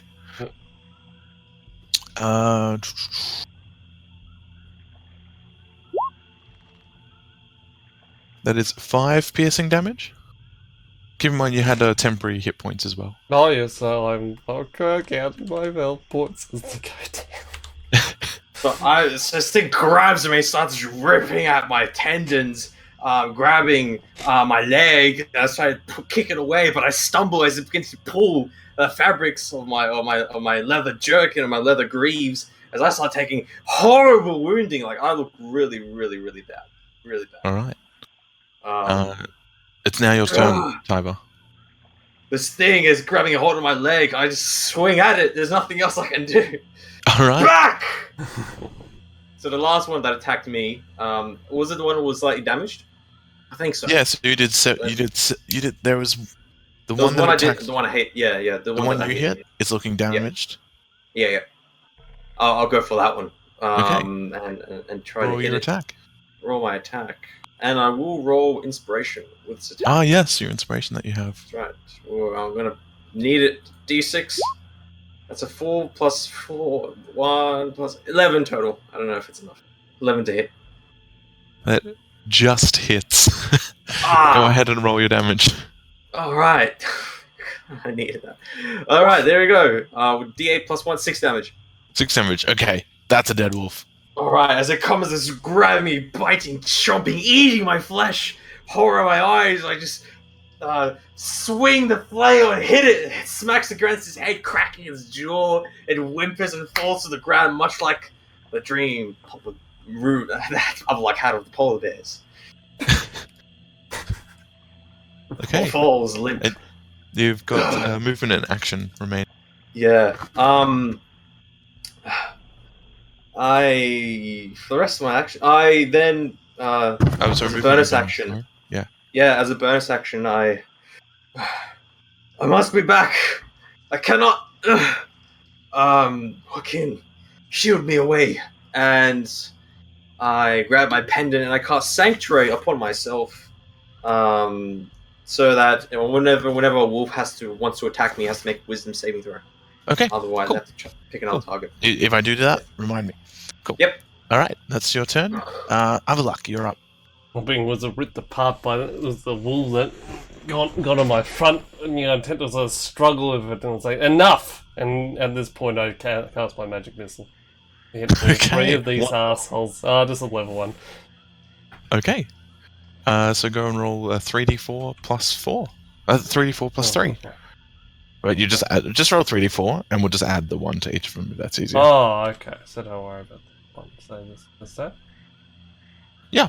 So you get 1 that does 4, and 2 that do 2 each. Yep. Send and find the one closest to me gets the 3, and the other 2, just... I go right for him. I'm pointing at their head. I want to kill him.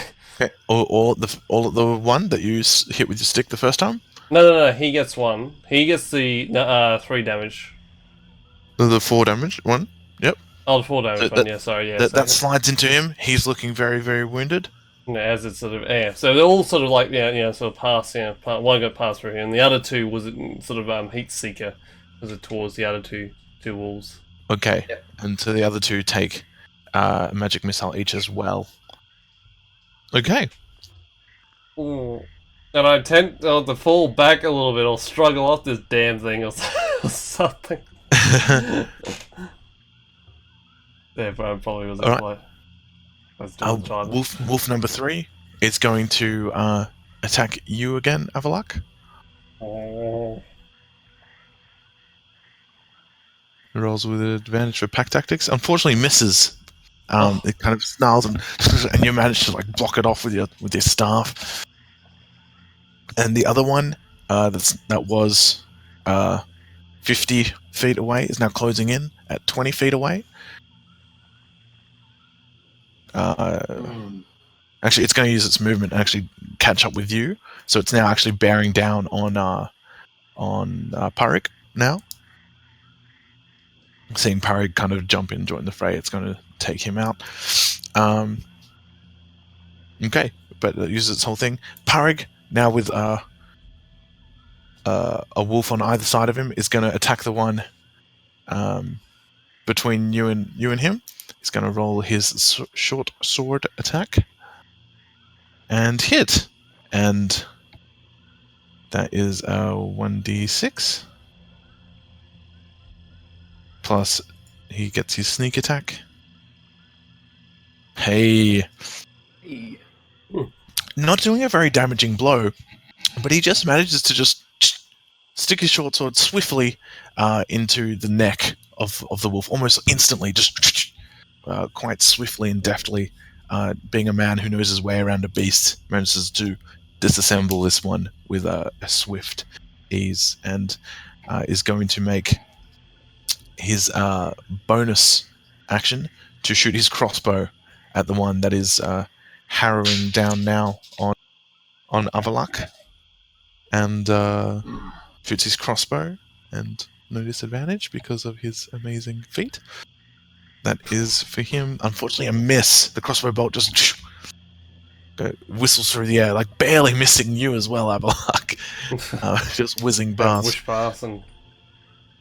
Yep. They shock and horror. Yep. It's now that wolf's attack again. The one, so he's going to attack you again. Now, Avalak. It does not have pack tactics, but looks to be a 21 to hit. Yeah. Damn! I don't know for that shit. 6 points of piercing damage. Oh. Oh, yes. How manly do you look? At this point, after these 2 rabid canines of doom was come upon my body and was a rip. Yeah, basically at this point, my was a once prestigious, sort of elven robes are down, mostly, especially towards the front, who have been sort of ripped and disheveled away with, elven. So you can see me bleeding. It's getting close towards the profuse as I struggle to sort of fall back or whatever, and just keep my composure, but still pain. That's what I'm feeling at this point. Pain, great pain. You're up, Cyber. All right. Kill. There is one wolf looking wounded, Yes. in attacking Avalok, and there's one now that's just bearing down on Parag. That's only just showed up. Avalok did hit it with a magic missile from distance. Yeah. Seeing this horrible creature come across my colleague, I need him. He needs to teach me spells. I attack with my flail. Roll your attack. That Of hits. course I hit him. Yes. Roll flail damage. Max damage! Max damage! Max damage! I did 9 points Slain. damage! As I come across it, like, get away! The same I belt see is this beast jumps up at Avalok, about to finish him off. Its mouth open and wide. However, it catches the flail swinging in its mouth, hits inside of its mouth, and shatters its teeth. It creates a toothy maw as it completely and utterly, just like coat hangers him, just cut through the air, spins around, does a somersault flip. There is a deafening crack throughout the woods. You see deafening crack. birds fly up from trees. Yes. You hear Avalok, you hear a horrible crack as the form of a great wolf hits against you as it spins and somersaults past you, hitting you across it, almost knocking you over. I get rebalance myself. It continues to flip 2 times and it falls behind you. It's like the gif of the guy throwing the raccoon off the dog. Yeah. That's it. And I scream, Madman, siege timer at the approaching wolf. That's my action. The words of Joaquin come to you. This is the weapon of my humble servant. This is the good word.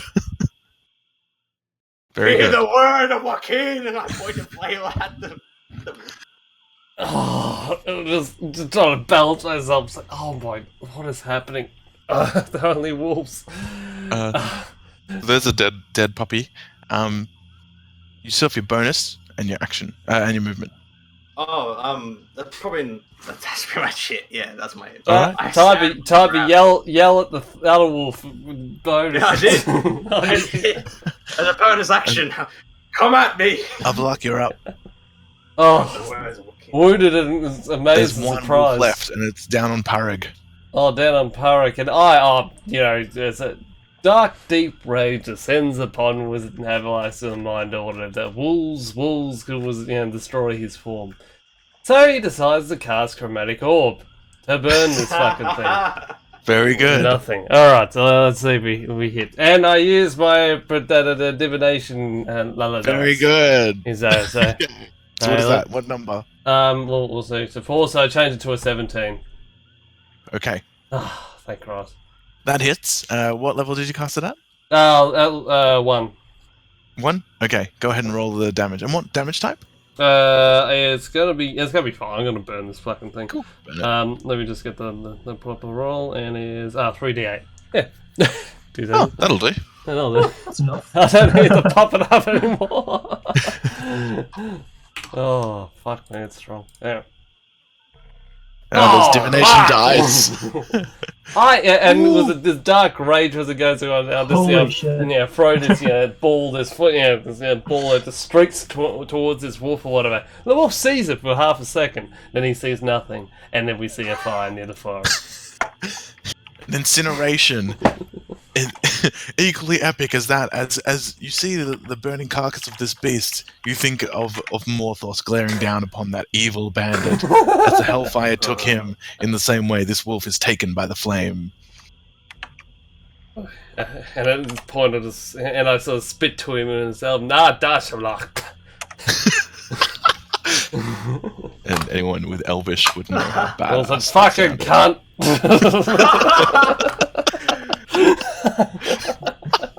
I look over at Park like, damn, way to speak Elvish. Not believing that's how the Lox said that.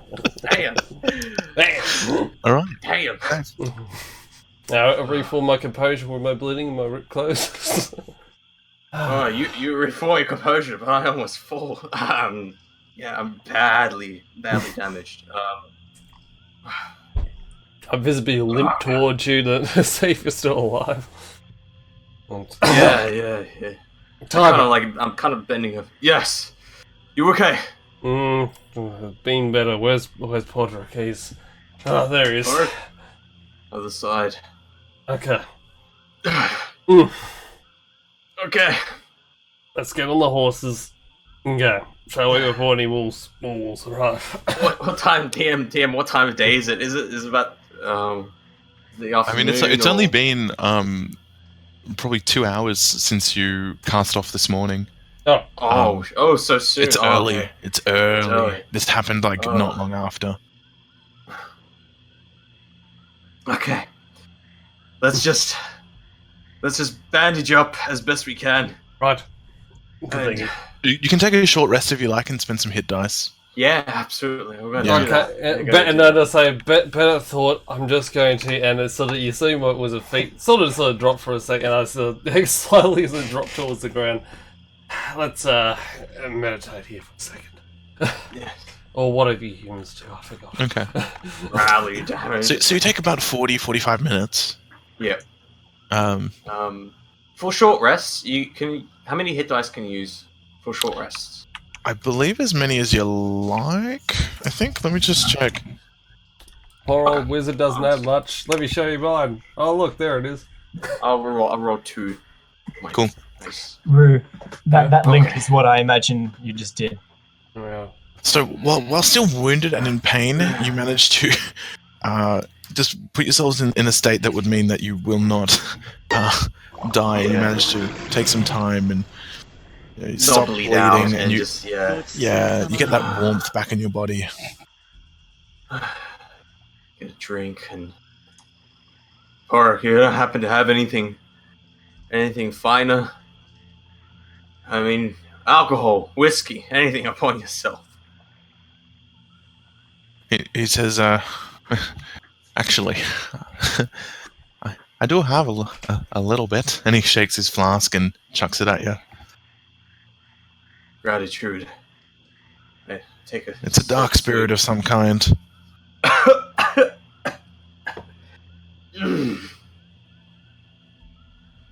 Pork, you don't mind if I offer it to Avalok? He says, I'm not sure if it's good enough for His Highness, but have a luck if you'd like some. Pass it here and stop bickering. And Avalok downs it like, That's 700-year-old veteran. Yeah, it's alright. No, it was a front back towards Porter.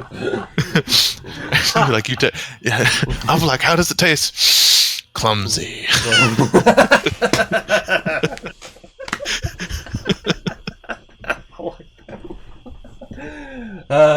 Humans. I can only do so much.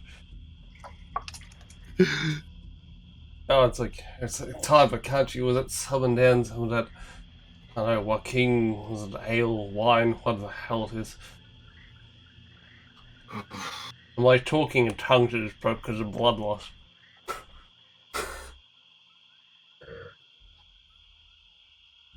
If I I had presume not. access to such power prayers, I would grant them.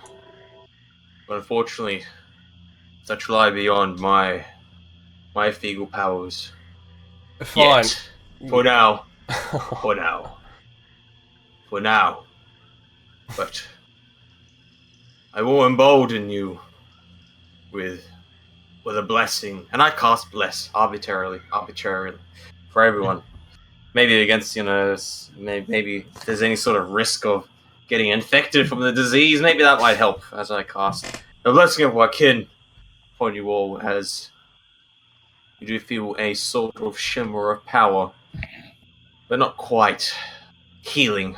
It doesn't do anything to absolve you of your wounds, but perhaps it does aid in a little bit of clarity, perhaps.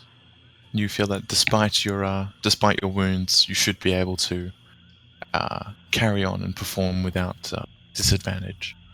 Yeah. Without any Stabilizations. And I just feel it's like, Well, I suppose that did do something. And a nod and give you a bow, like a gesture bow, kind of a little bit exaggerated, but I look like I'm a little bit wobbly on my feet. Lost a bit of blood drinking some from my water flask, my water skin. I will walk over to the remains of the wolves, not the burnt one because that's useless to me now. And I do inspect their fur, and if there's any one which looks particularly fine quality fur, I do attempt to skin it as best as I can. Okay. In my state, I'm going to, justifying in my head, I'm going to, these things are going to take my blood from me. I'm going to take its value and then use it for my gain. Okay, so go ahead and roll nature. I mean, do you have any kind of tools you could use for this, like a good blade or dagger? That's a very good question. I do have a blade. I do have a dagger. Cool. In terms of a tool, no kits that might help me, so this might be fine. very crude. No, that's fine. Go ahead and just roll nature with the dagger. Nature? Okay. Here we go. That's a total of 19. Okay. Were you just over the one, or are you going to do it to all of them? I think I rolled... Oh, yeah, I rolled twice for some reason. Okay.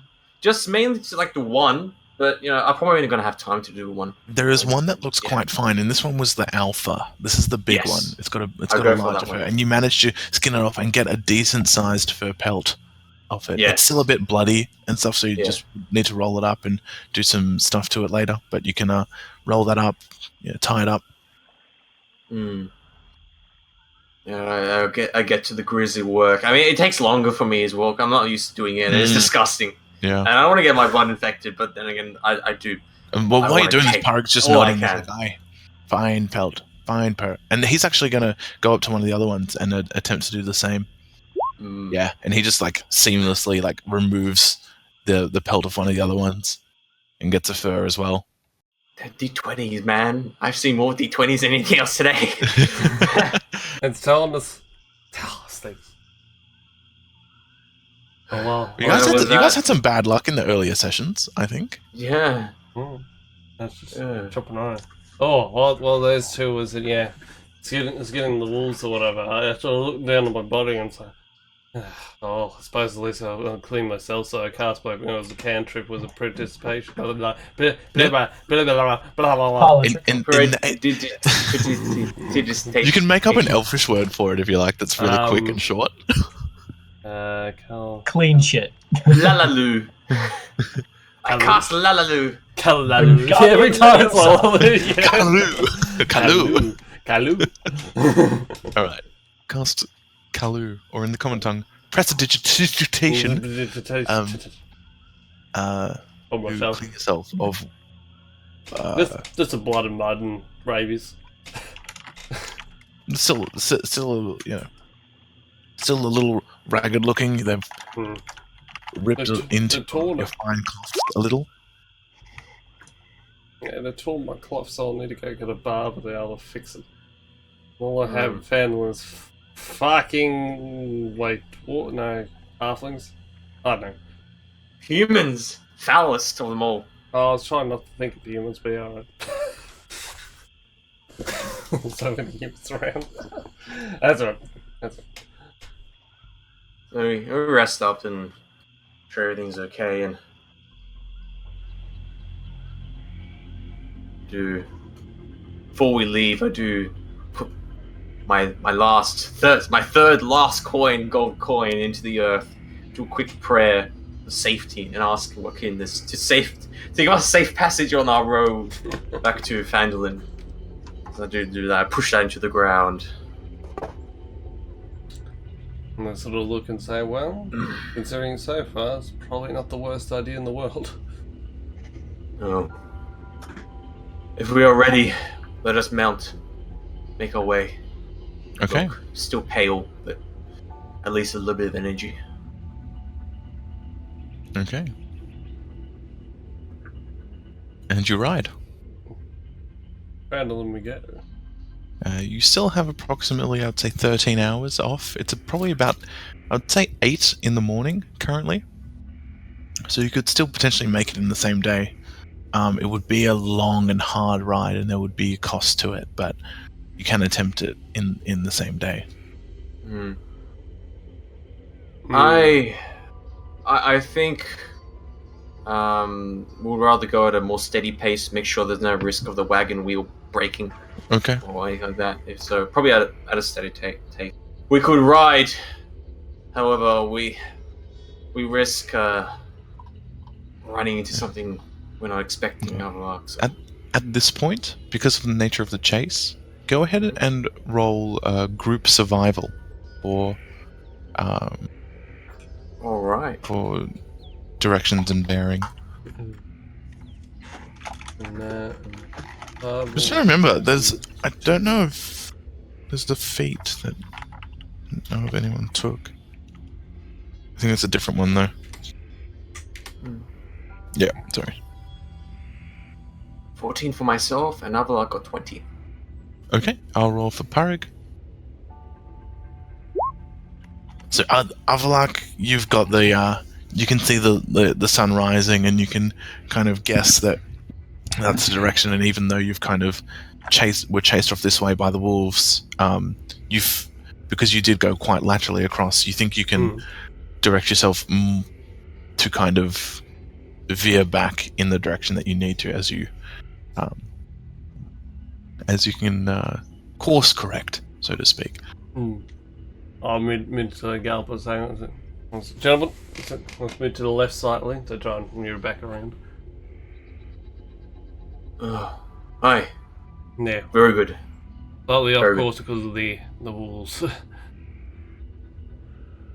You managed, Wise. unless you wish to do anything else, you managed to travel for the next 3 hours without incident on horseback through the forest, and it begins to thin out, and you find yourself now at a clearing again, and you can start to see the trees scatter out as the grassland seems to greet you through those trees. You can see the great grassland that separates the forest from Phandalin. In the distance, you can see the backdrop of the Sword Mountains, and in your mind's eye, you can place where the town would be.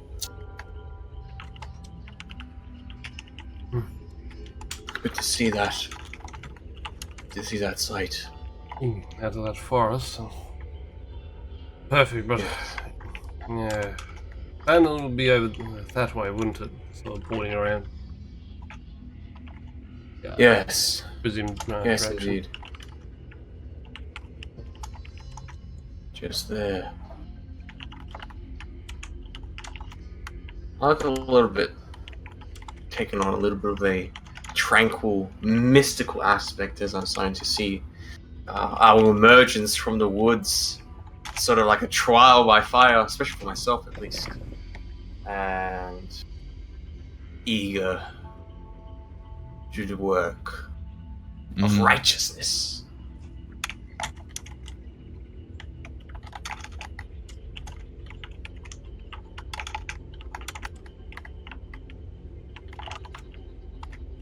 This land, this continent, Erseia, it holds many mysteries, Avalok. Mysteries which I wish to understand and uncover. We shall. I think more than anything, I think we'll have to. Yes. Yes. Yes, indeed. A smile. Fervency in my eye.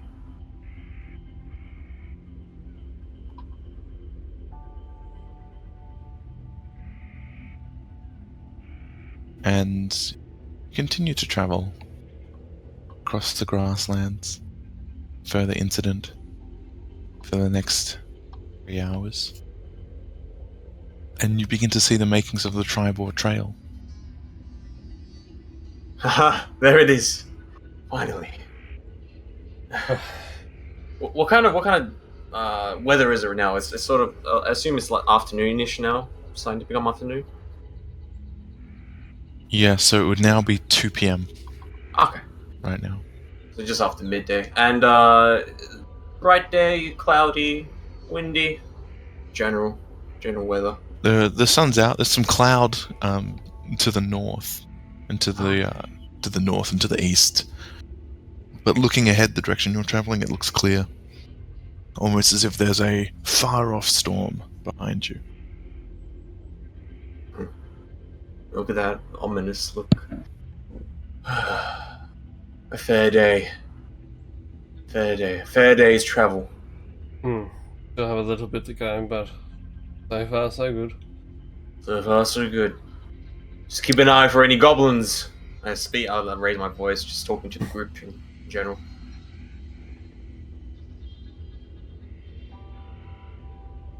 Continue to ride. Mm-hmm.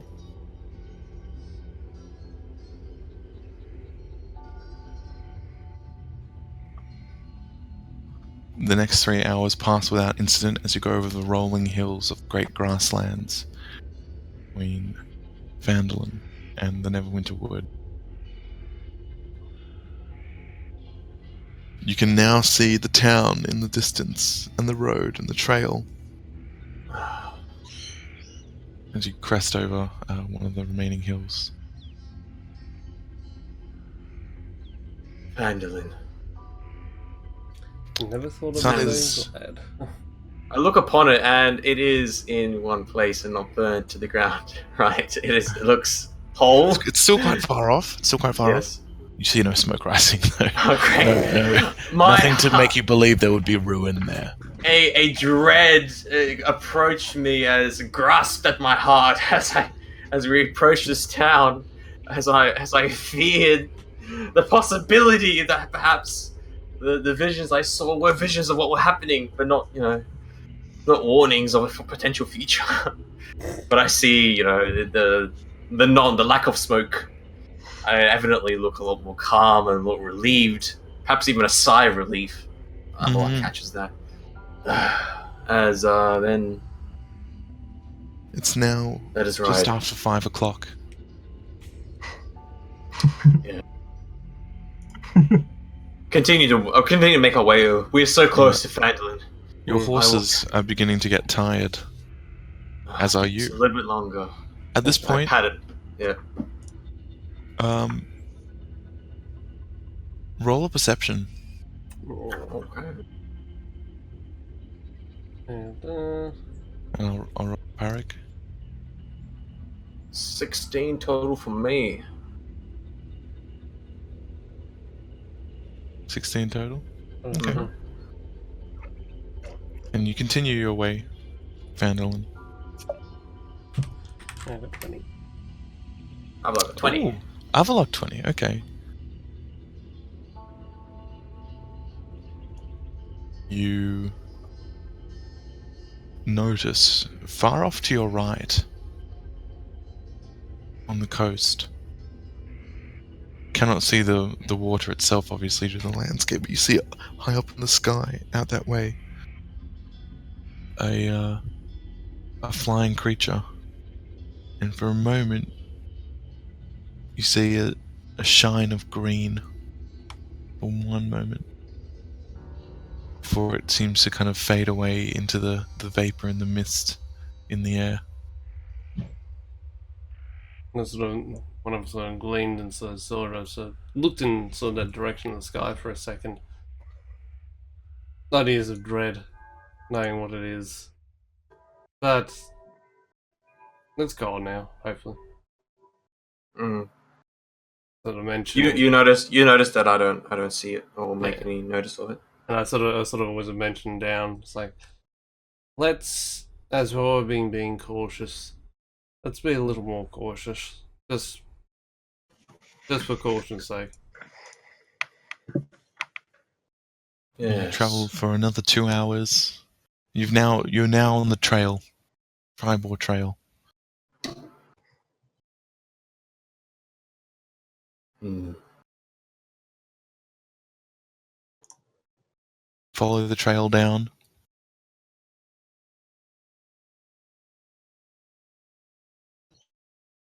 And your horses are now at this point just kind of walking with a slight hop. At this point, at this pace, got at least another couple hours on the trail. The horses are tiring. Perhaps we could lighten their load, dismount and walk with them the rest of the way. Isn't that far? I suppose it's not a bad idea. Okay. And as you I dismount, assume it'll take about another 2 hours extra if we were to walk, or... an extra hour, I'd say. Okay. I'll start doing that. As you dismount, you feel kind of a relief on your legs as your legs and your legs and your hip regions have all just been kind of smacking against a horse most of the My day. crotch. Yeah, I mean, you're that's true. all feeling quite stiff and sore, and being able to stretch your legs is a bit of a relief. So massaging my Also seems thighs. relieved. Ah. Do you walk the whole rest of the way, or just as much as we can, like comparing against the state of the horses, so they get a bit of a rest, but as well, we're able to make some time with it. So you walk for the best part of an hour. Yeah. Alongside your horses, and then you've got another couple, probably an hour and a half on horseback. Maybe we also town. stop for a second, maybe for 20, Get 15 some minutes, water just to happening. get us some water and maybe feed the horses a little bit, just so we're not thrashing them. And in that moment, I do bend over to the road, and I do take some of the dirt, or the compact dirt road, and I do rub it in my fingers, and think of Joaquin, think of my goddess, and the roads, merchants, money, everything about that. I feel very spiritual now. You travel now down the remainder of the road without any further issue, and you stroll into Phandalin quite late at night. Exhausted. For all of you, please mark a point of exhaustion. Indeed. We have made it! My voice is hoarse. And your horse's voice? Yes. Horse. My horse. Yeah, that's it. That's it. Well, set up the horses in the stable, and I suppose we have to, before we get too settled down, talk to the harbour. Yeah. So that's disadvantage on ability checks. On ability checks. Not attack rolls or saving throws, only anything you try and do. Yeah. Yeah.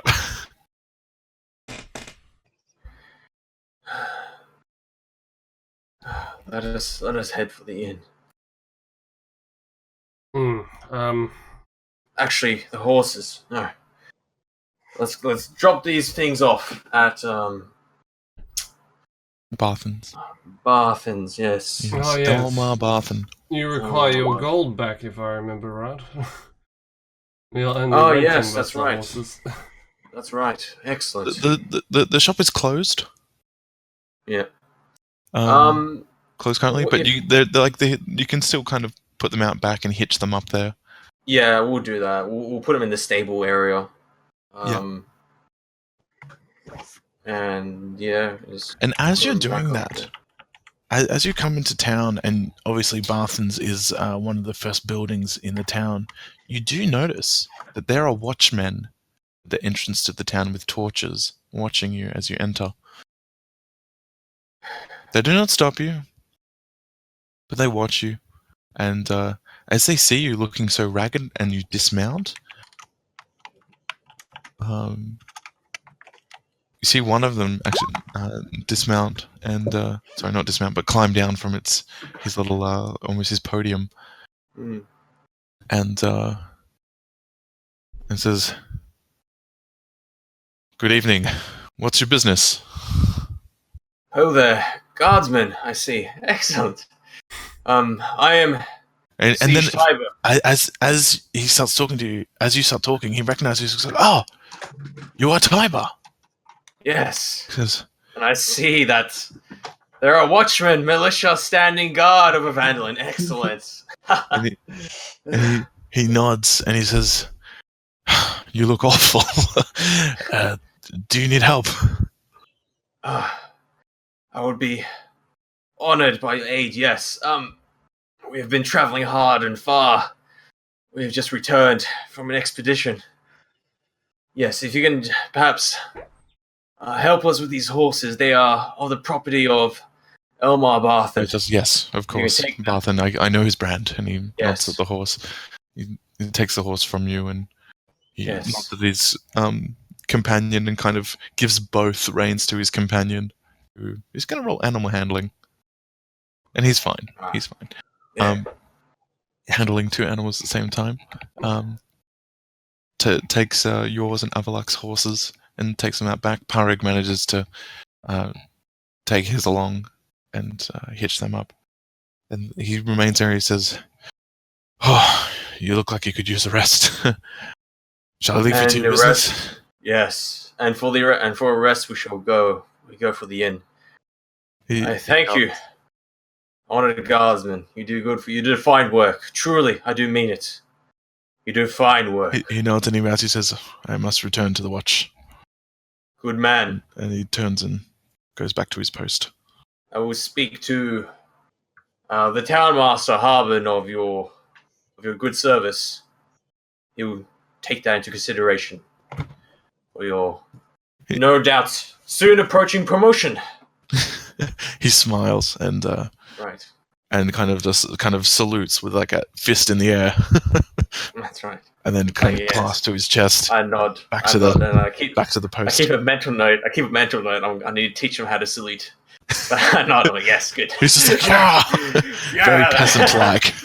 Yeah. Peasant trying to be a warrior.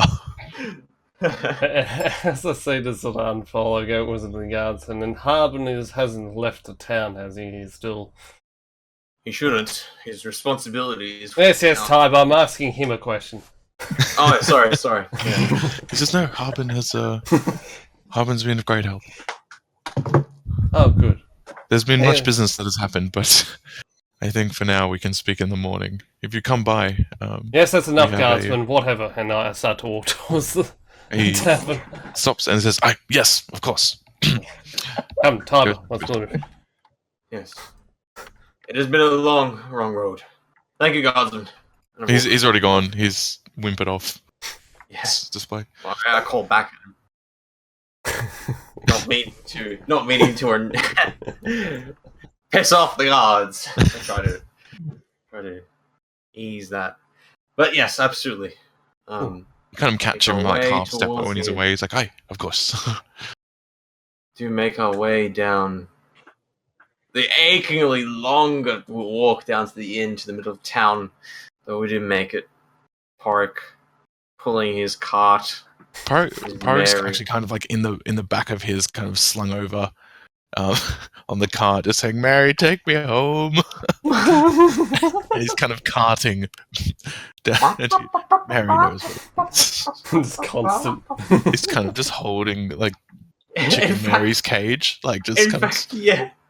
In fact, the donkey itself starts to like wander down the road and takes Porrick with it. Just disappears with Porrick as he's in the back of the cart, just kind of like, oh, and then just goes. It disappears into the night. And Siege, Tyber, and Avalak make our way up the steps to the Stone Hill Inn. Go see our good friend. So you go into Ivan? the Hill Inn. There's just Esmeralda there. Esmeralda Stone, Ah, wife. Toberlin, that's it, not Tyberlin. Toberlin. I almost had it. Open the door, salon style. It's pretty empty. Yeah. It's quite late. Esmeralda's there. There's and she looks at you and says, "My Made goodness. it. Wow. Greetings, fair You've been maiden. gone a few days." We have returned back from our expedition, but please, a place to sit and mead She says, "Please, and of wine course." for this one. Of course. And I assume you slide across the appropriate monies. Yeah, be the probably prep fine. money's. No, and I as ask you for mead because it's cheap and I can't afford much. no, and when you do that, I say, put it away, Tyler. This one's on me, and I just get my gold patch and whatever gold it needs, I just put it down. Okay. I nod appreciatively. 2 gold pieces you guys managed to get. No, I want clean glasses, 3 gold pieces. Cleanest glass. With that kind of coin, she gives you no stink eye. She finds the cleanest glasses she can and the cleanest coloring, and brings firstly the drinks and some bread and butter and Yes. fruit. Hmm. So I'll bring you out to eat your meal in a moment. He heads out back Sort of and find ourselves Sounds- situated. pounds on something, wakes up the cook. Yeah. No, we guys are now kind of in that- enjoy. So I think later on I'll do an isometric map of Stone Hill just because of the amount of time we spend there. But there's kind of like the main area in the main bar, and there's like an alcove resting room, almost like a lounge room, fireplace, Yeah. there's some chairs and stuff there. Yeah, I lounge at the bar, wherever's most comfortable, and I sit there and just sort of enjoy the tranquility of indoors. Something you forget about on the road, sleeping. Always constantly the crickets, constantly the hoots of owls, and the monsters trying to eat you. But just enjoying the safety. Just basking. I feel like a sunflower looking at the dawn of the sun. I feel that's what I feel like. Just Mm. in basking in this. You're back in your place, just civilization. You got your fine lesh- things. You got your fire. relaxing and lashing out, relaxing, and just drinking my mead, warming my soul. Mm.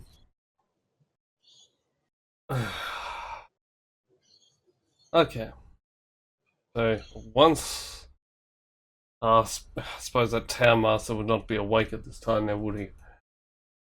Oh no, please! If you wish to do business more Avalok after that, please go ahead. But I need a rest for tonight, my friend. I need a rest. Yeah. You look at me; I'm completely exhausted. I mean, I haven't really stopped looking pale. Probably drinking is probably not the best thing for me, but you know that's You'll sleep. That's alright. the way I'm clutching my my tankard. It looks like it's like a death grip. Nothing's gonna separate me from my tankard. It's almost as I'm that just is your copper flail, enjoying. which is a take it now. Yeah. Well, The only thing that would make this place more perfect right now is Gilmore's sweet playing and melody. Lacking the headache of taking care of him and making sure he does not fall to goblins. But just Gilmore here, without the responsibility of his life. Just enjoying his playing. I always thought of a spell to eliminate free will, but I suppose it'd be going a bit too far. Look at you for a worried glance at you, but then I take it as a joke. And I sort of look. Oh, yes. Yeah. And I get back to my drink. Oh, yeah. I missed that entirely. I just said, "Oh, have a look, of course." Obviously, the need now dulling my senses. Well, you know what I do. I am in quite of a combative mood or whatever. If you're fine here, I'm going to go wake Carbon and tell him what happened. And who knows, I might be a little while. Okay. I see. Before you leave, Avalok, I start to get a little bit drowsy, a little bit drunk, really. Kind of like quiet drunk. You notice that mead makes me quiet, so that might be an interesting thing for you. Beer and wine makes me loud, and ale as well, especially, but mead makes me quiet. But anyway, I look at you and say, "Tell him we did all we could to say about Gundren. Tell him he's lost, and No, don't at worry. least mention that we should at least hold some sort of remembrance of him. I'm sure he was known to the town. He should be honored. That makes sense. I will facilitate with the knowledge that he needs, not what he wants. Of course. I sort of and get up from my stool. I still reflustered myself, and starting as I walk out the hill towards. I suppose, and the town master he'd live at the town hall, wouldn't he? Or So he lives in the building next to it. that building's so cool. So Yeah. better make my way towards it. Yeah, I'll actually. You know what? I better chuck us over to that Vandalin map. Oh, will it have fire on it?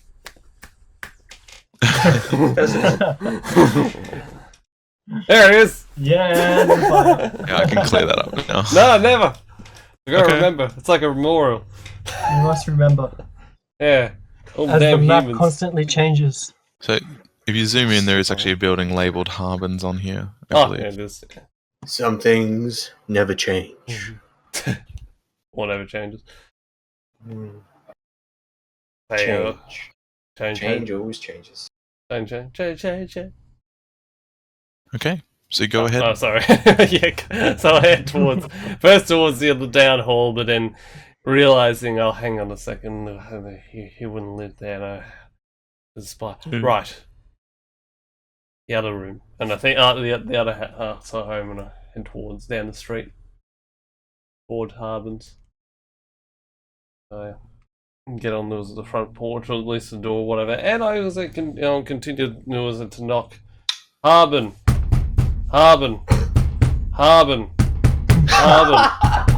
Harbin, as this goes on for until it gets up. Okay, and you now see before you the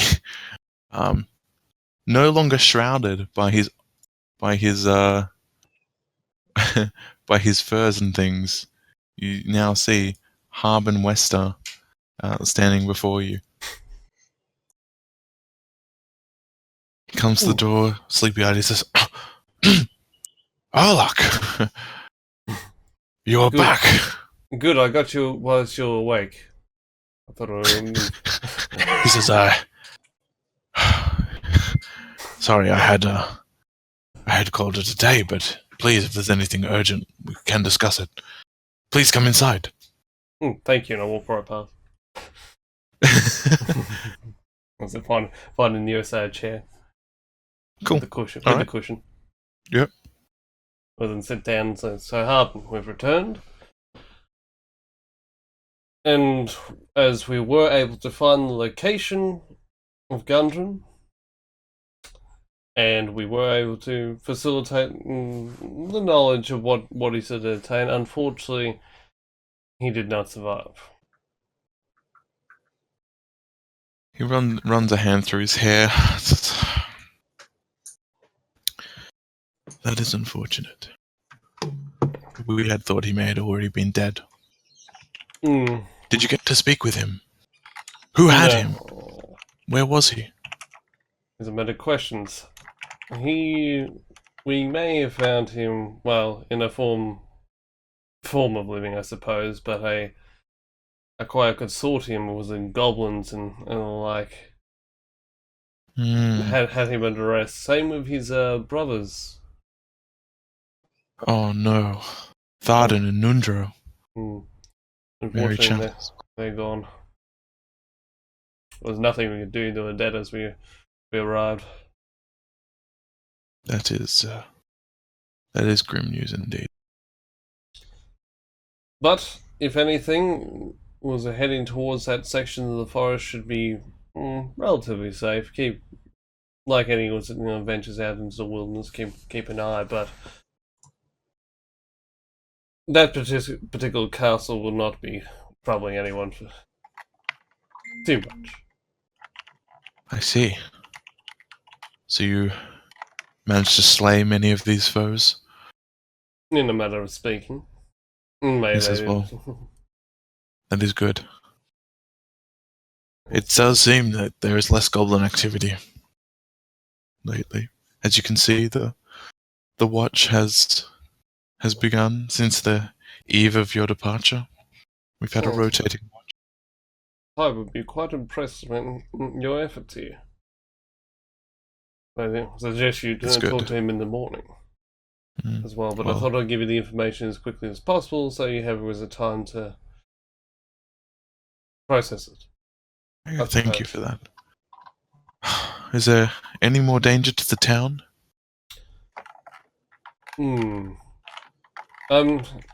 To give you an honest answer, I'm not sure.